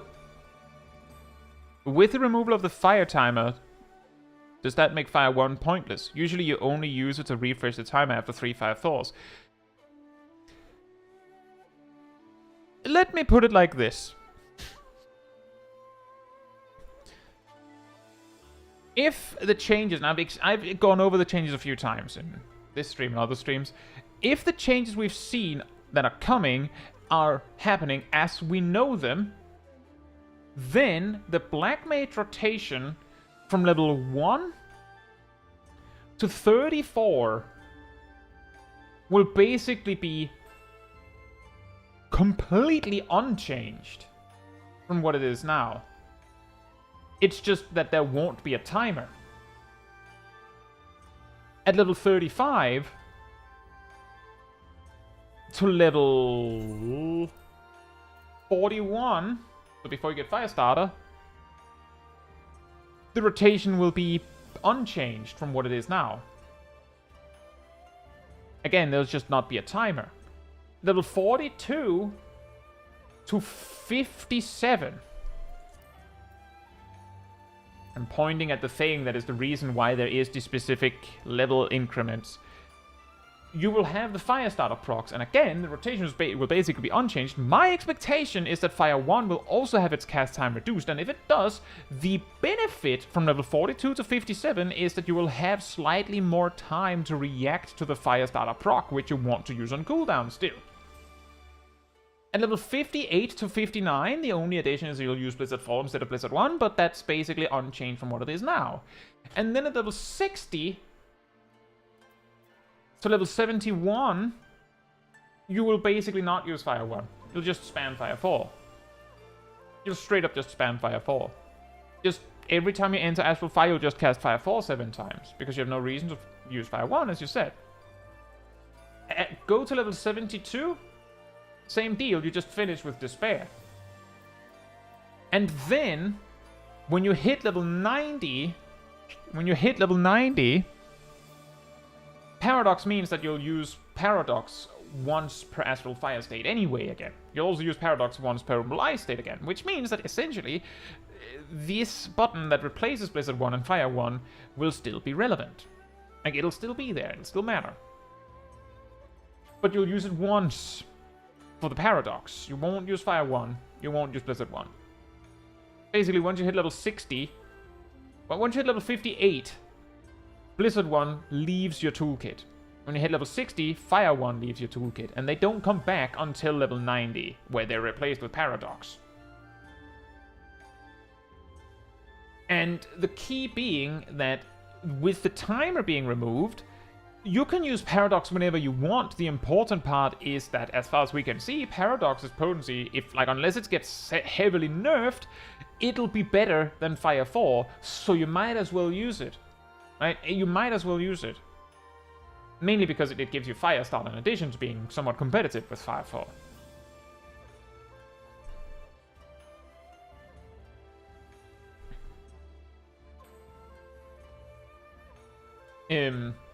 So yes, to return to your question, until you, once you get Fire 4, Fire 1 will no longer matter. But Paradox will matter. There will actually, I suppose there would be one scenario where it would matter to use Fire 1, but I don't think it would do it like that. If a boss, if you're building resources, certain times where a boss basically hits 1 HP and you're just building resources for the next phase or something, you could go into Astral Fire and spam Fire 1 to get a Firestarter proc. So that you can start a little bit better next time, because Firestarter doesn't have a duration anymore, so you can hold it until the next phase. So just Astral Fire, Fire 1, Fire 1, Fire 1 until you get a proc, and then you just Blizzard 3, Blizzard 4, and then you just wait. In fact, you go Blizzard 3, Blizzard 4, transpose, and then you just wait. Well, alternatively, you go, when you can fight again, you go Thunder, transpose, Fire 3. But the point being that Fire 1 will be a very specific button. And once you get Paradox, it would be easy to, you know, just go into Fire, Paradox, Ice, you know, so Blizzard 3, Blizzard 4, Fire 3, Paradox, Blizzard 3, and then you wait.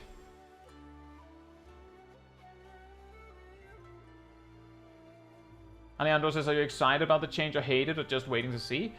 I think it looks interesting, but I'm not a Black Mage main. I might become one, but who knows? I might also find it dreadfully boring. I might not. Who knows? But I'm not too negative about it, let's just say. Cat says, I hope the tutorial for Black Mage gets reset on Tuesday so I can bring it to Savage if I decide to play Black Mage.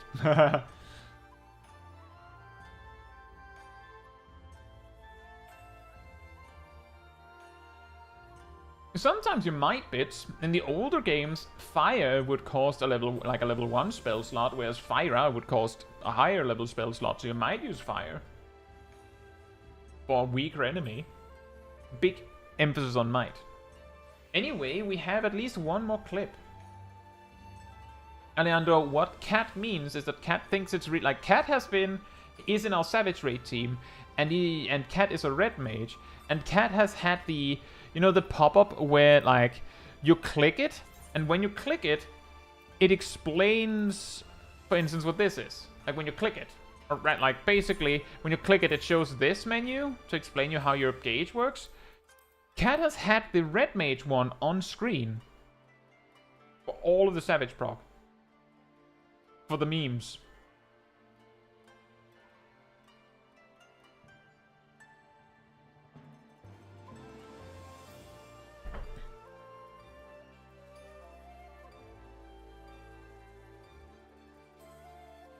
Bundy says, I think calling it non-standard instead of just optimization is an interesting microcosm of how the modern player base thinks about the game. In some aspects, I agree. Because other times they do call it optimization. In my opinion, back in Endwalker, for instance, AF1 F3P standard, which is when you have Firestarter, you're in Ice, you finish your Umbral Ice state with an instant, transpose Fire 3 with the Firestarter. That is, like, I believe that was estimated for, like, just doing that every time you could was like a 0.7% DPS gain over not doing that, was the estimate.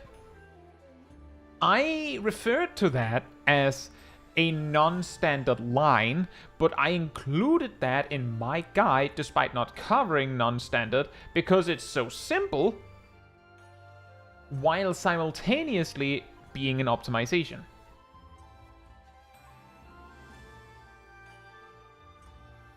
Bunny says Tornado Kick Monk was just called playing Monk when that was a thing, despite them being very similar in theory. I guess so. Bit says, was there an FF game with spell slots other than the draw mechanic in 8? Final Fantasy 1. Final Fantasy 1.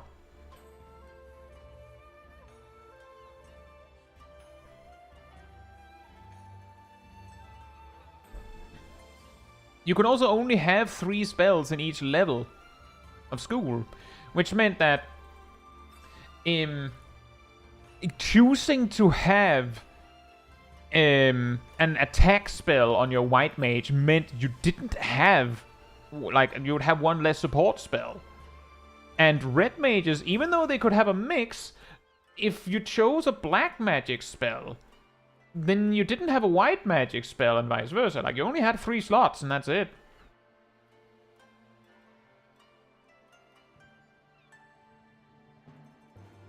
Sally says, follow up to Bondi's Tornado Kick thing. I can say from actually being there, it was absolutely still called Tornado Kick Monk.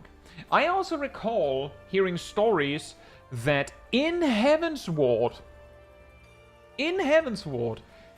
certain black mages found Enochian so difficult to use that they just didn't use it. Which would suggest that either Enochian was quote-unquote non-standard or quote-unquote optimization, or not using Enochian is non-standard. In the same way, A Realm Reborn had, as I understand, a turbo jank Dragoon rotation, which You could call it optimization, but it was so crazy weird that I would argue that it's a mistake.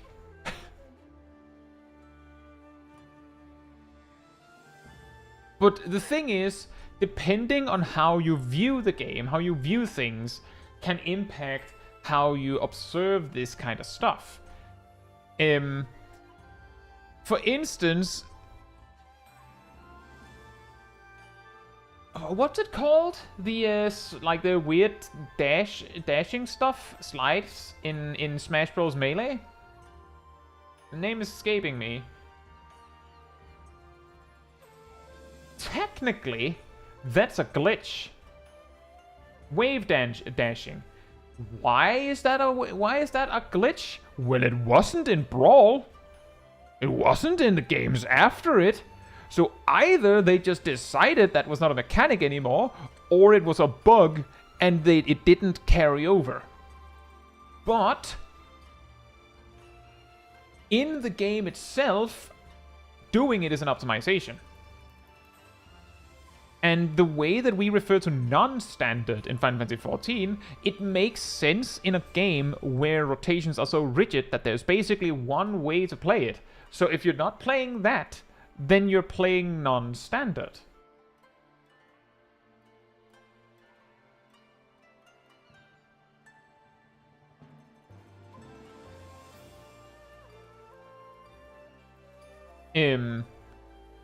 So it's more like a realization that the game is very strict. Because that's what are the pros to non-standard? For which job? For Dragoon in A Realm Reborn, the pro was you do more damage. The con was your rotation is stupid. Like, apparently the non-standard Dragoon rotation, I don't think it was called non-standard, I think it was just called silly. Involved breaking combos and stuff. In Heaven's Ward, Tornado Kick was basically a risky rotation. If you did it right, you did very good damage. If you did it wrong, well, then you lost damage. So a bad Tornado Kick monk did poor damage. A good regular monk would do more damage. Whereas a good Tornado Kick monk would presumably do even more damage. And that's also the non-standard Black Mage through the times, is if you know how to do it, it comes with some sort of advantage. For instance, the main advantage in Endwalker was that it did slightly more damage than regular Black Mage. But the rotation was weird, but it was also more mobile than a regular Black Mage. So you got more mobility and slightly more damage. In Dawntrail, I believe what you're mainly getting is more mobility. But technically, the optimal AoE rotation at max level for Black Mage in Dawntrail, I would say can be considered non-standard. For those that don't know it, I have shown it off in a video somewhat recently. The way it goes, if we just start from exiting Astral Fire, is you cast it an instant spell, preferably. You don't even have to. You can just, after you've cast your last spell, you transpose, and then you use Freeze, which recovers 2,500 MP and gives you 3 Umbral Hearts. You just need 1. Then you use an instant action, like Foul or Thunder, doesn't matter. You don't even need to use, if you don't have any, you just transpose anyway. Then you cast Flare, which will cost 2/3 of your MP because you have Umbral Hearts, which is going to be approximately 1,600, but Flare is usable as long as you have 800 or more MP. And because you went in with more than 2,400, 2/3 will leave you with more than 800. So you just go Flare, Flare, and the first Flare will only be Astral Fire 1, so it'll be weaker. And then you cast Flare Star. And then you do an instant transpose, freeze, well, technically, you need to do something after freeze because you're only using 1 GCD and transpose as a cooldown. But basically, you go freeze, something, transpose, flare, flare, flare star, transpose, freeze, something, transpose, flare, flare, flare star, transpose. And you can, gas that up with an instant after flare star. And making sure that the thing after freeze is an instant and things like that. Does Astrologian have a non-standard? No, I don't believe so.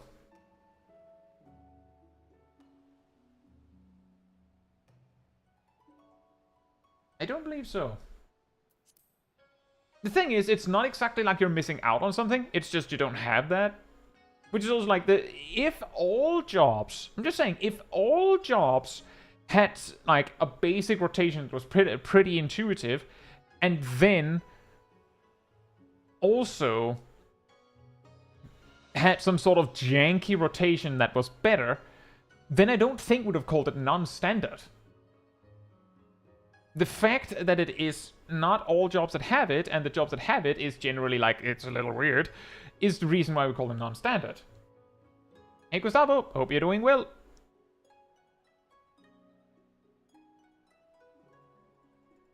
Isn't usually non-standard for tanks and DPS? Does tanks have non-standard? The thing is, non-standard could be anything. The key is that you need to have variety enough in your rotation to make it weird. I mean, Custard, let me put it like this. You could argue that healers casting more healing spells than necessary is non-standard.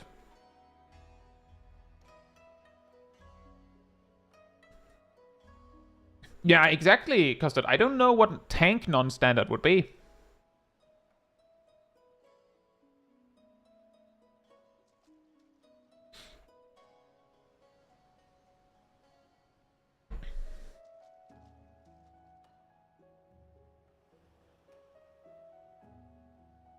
Right. Is Cat still here? We did have a clip. A cat. Sorry, not Gazel. Is Gazel still here? I think I said Cat. I didn't mean to say Cat. Cat is on my mind. Is Gazel still here? We had a Gazel clip waiting. Gazel is still here. So this was Gazel joined a party finder group, I believe, or maybe did their own. Did their own. I can see it in the chat. To do trial roulette with all healers. I think it was made off the back of the healer strike memes because of the maybe not. I think it actually came off the back of some of just discussion about it, because it, of course, when people beat FRU without tanks, people immediately start talking about healer strike again. But whatever. I'm sure that Gazel just did this for the fun. For the memes. And they landed in Ramu. Hard, I'm assuming, because of trial roulette. I do wonder if you could do Ramu Extreme with 8 healers. You probably could, but it would be really scary. You'd have to really mind your enmity so he doesn't just turn and kill you. There was another ongoing party finder that was doing dailies with no healers, so I made my party finder with healers only. Oh. Okay, that is pretty funny. That is pretty funny.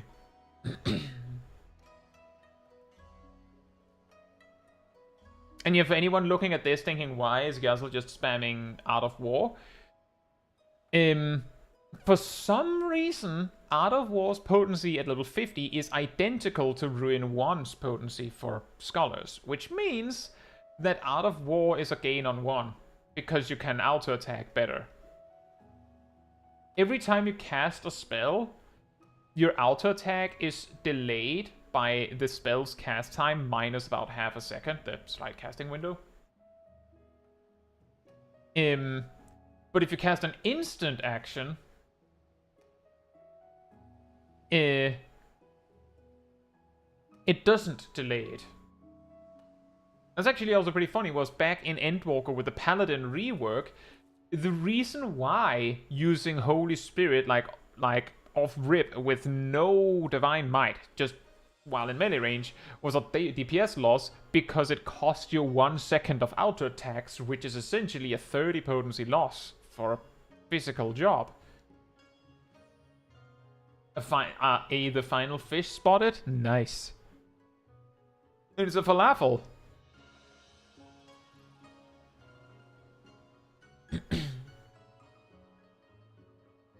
And also that bit, you also lose 1 second of generating Oath Gauge.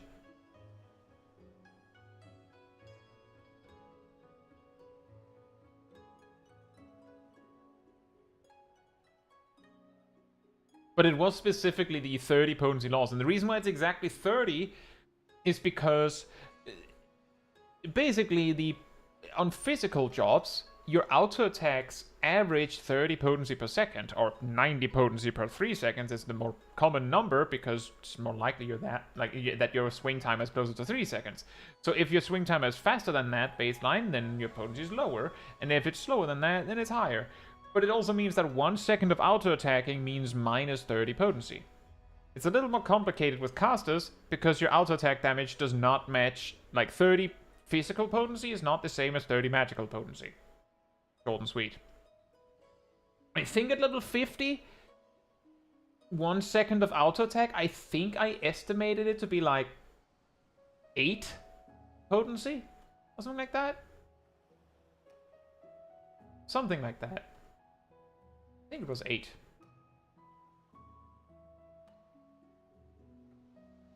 Nice.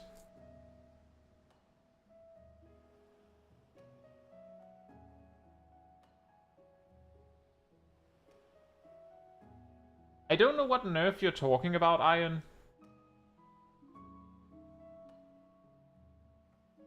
Congratulations, Alejandro.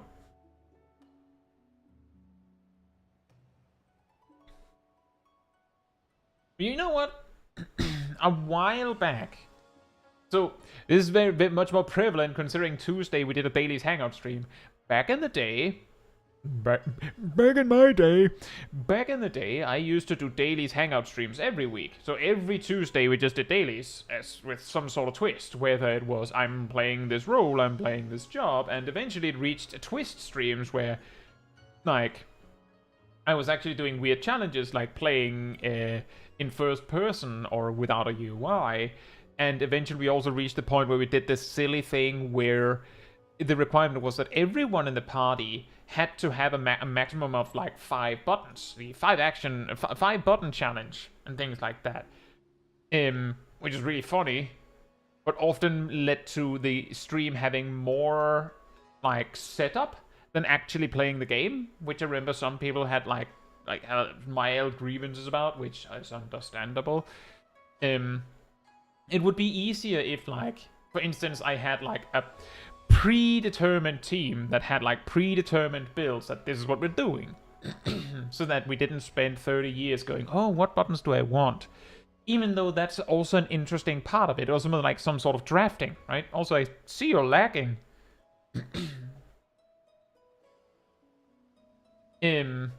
But in one of the videos, and like the thumbnail said, oops, all healers. Because I was only going to be playing healers. And then we decided that it would be funny if everyone was playing only healers. And we got through like half of the daily roulettes before like people started going, it's not really that interesting. Like, it wasn't more challenging than just doing it with a normal sized, like normal group. It just took way longer. Like, same here is that I imagine if you had a balanced group, it would have taken much less time. And you did have a death, at least one. But broadly, like, overall, it wasn't hard, I imagine. It was funny. And if you have a whole stream of every roulette being done with just healers, eventually it starts getting like, you know, becomes a little bit predictable, right? And the white mage or the sage automatically becomes a tank because they do a little bit more personal damage, and your group is probably going to be like possibly one of each healer. That's kind of it. Maybe a little bit less barrier, maybe a little bit more barrier. Like if you have more sages, then whoever's tanking, quote unquote, just has 5 cardias. So it becomes a little bit predictable after a time. And it also becomes a little bit like, it makes something that might have been, you know, just casual hangout turn into like a challenge stream, which maybe wasn't the intention. Like a few different reasons. As says, this could still be faster than a below average duty finder pilot. That is true. That is true. It also seemed like everyone knew the strats. So that also helps. You don't have people with tethers dying. You don't have people being horrified for 30 years. The main tank healer doesn't just take the tank busters raw and so on. Pretty good. Yoop. Yoop.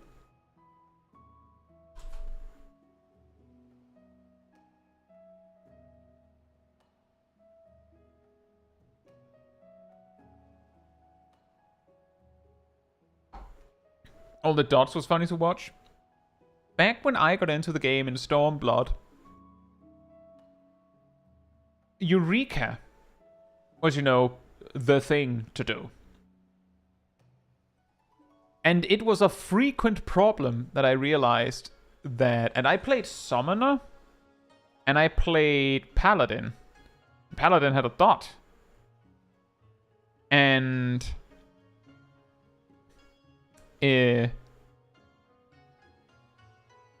Summoner had 2 dots and an additional debuff. And let's just say it made no sense to play Summoner and Eureka, because every time you fought like a bigger mob, your dots would just get pushed off because of debuff cap. Good luck, Custard. Iron says they did a massive potency drop on almost all Paladin abilities. Oh, you're thinking of Endwalker's stat squish. It wasn't just Paladin. Genuinely, every single job got potency nerfs when Endwalker launched. Which came along with the stat squish, meaning that you had less HP and did less damage. It's actually pretty funny, because just to take an example, before Endwalker, Xenoglossy, this, had 800 potency. Right? With Endwalker's launch, they nerfed it, they adjusted it to 660 potency. And then, over the course of Endwalker, they buffed it up to 880.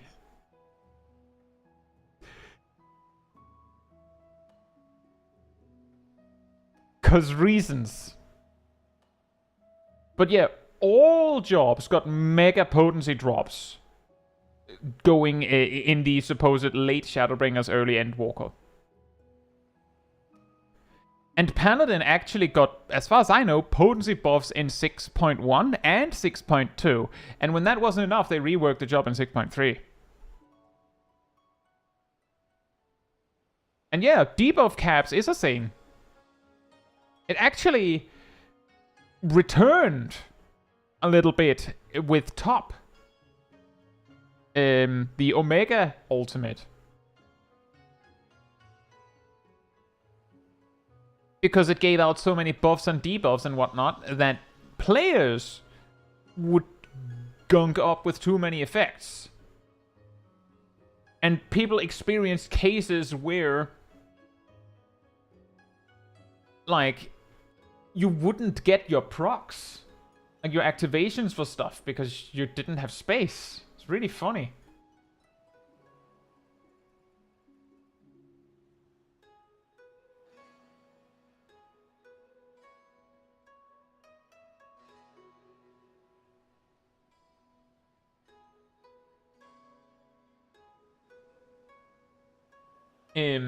Yes, so says Xeno, the safest spell to buff for Black Mage. You know, it's not entirely false, simply because if they buff anything else, then the Black Mages start cooking. Xenoglossy, they at least know you only get one every 30 seconds and then an extra one every 2 minutes. So if they give that a 30 potency boost, they know exactly what you're getting. Whereas if they change almost anything else, then the Black Mages start getting weird, and then non-standard happens. Case in point, they made Despair instant and all the Black Mages lost their minds.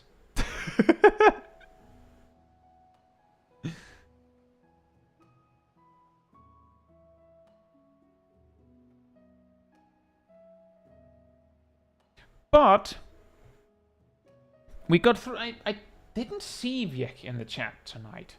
So if Viek had been here all along and I just missed them so we don't get the clips, sorry. But maybe next time. I have some clips to start on. But we still managed to go overtime even though I delayed the stream an hour this time because of technical issues. But I think this is a good time to wrap up. So if you enjoyed this particular stream, it helps me a lot if you leave a like on it here on YouTube. That tells the algorithm this was an enjoyable stream and like other people to enjoy it as well. So thank you so much in advance. And if you'd like to be part of the Discord community server, there's a link in the chat right there. There you will find the weekly schedule where you can see what else is coming up in the coming days. And you also get the warning first when I suddenly have technical issues. You'll get it immediately, even before you even know if I'm going to postpone anything. You'll also find the announcement room with links to videos and streams when I put them out. And if you grab the reminder role in the role assignments room, you'll get a notification whenever I post a video or stream, as well as an extra one around 15 minutes before stream starts, so you can catch it right when we go live. And if you'd like to support the channel even more directly, you can become a member of the channel, you can gift memberships, you can use the super chat system, or if you don't like any of that, there's a Ko-Fi link in the chat that Aridel posted right there. It all helps support me and the channel directly so that I can focus on doing stuff like this with all of you. So thank you so much for the support. But that'll be all from me tonight. So good night, good morning, afternoon, or evening, depending on where you are in the world, and I hope to see you all very soon. Bye bye!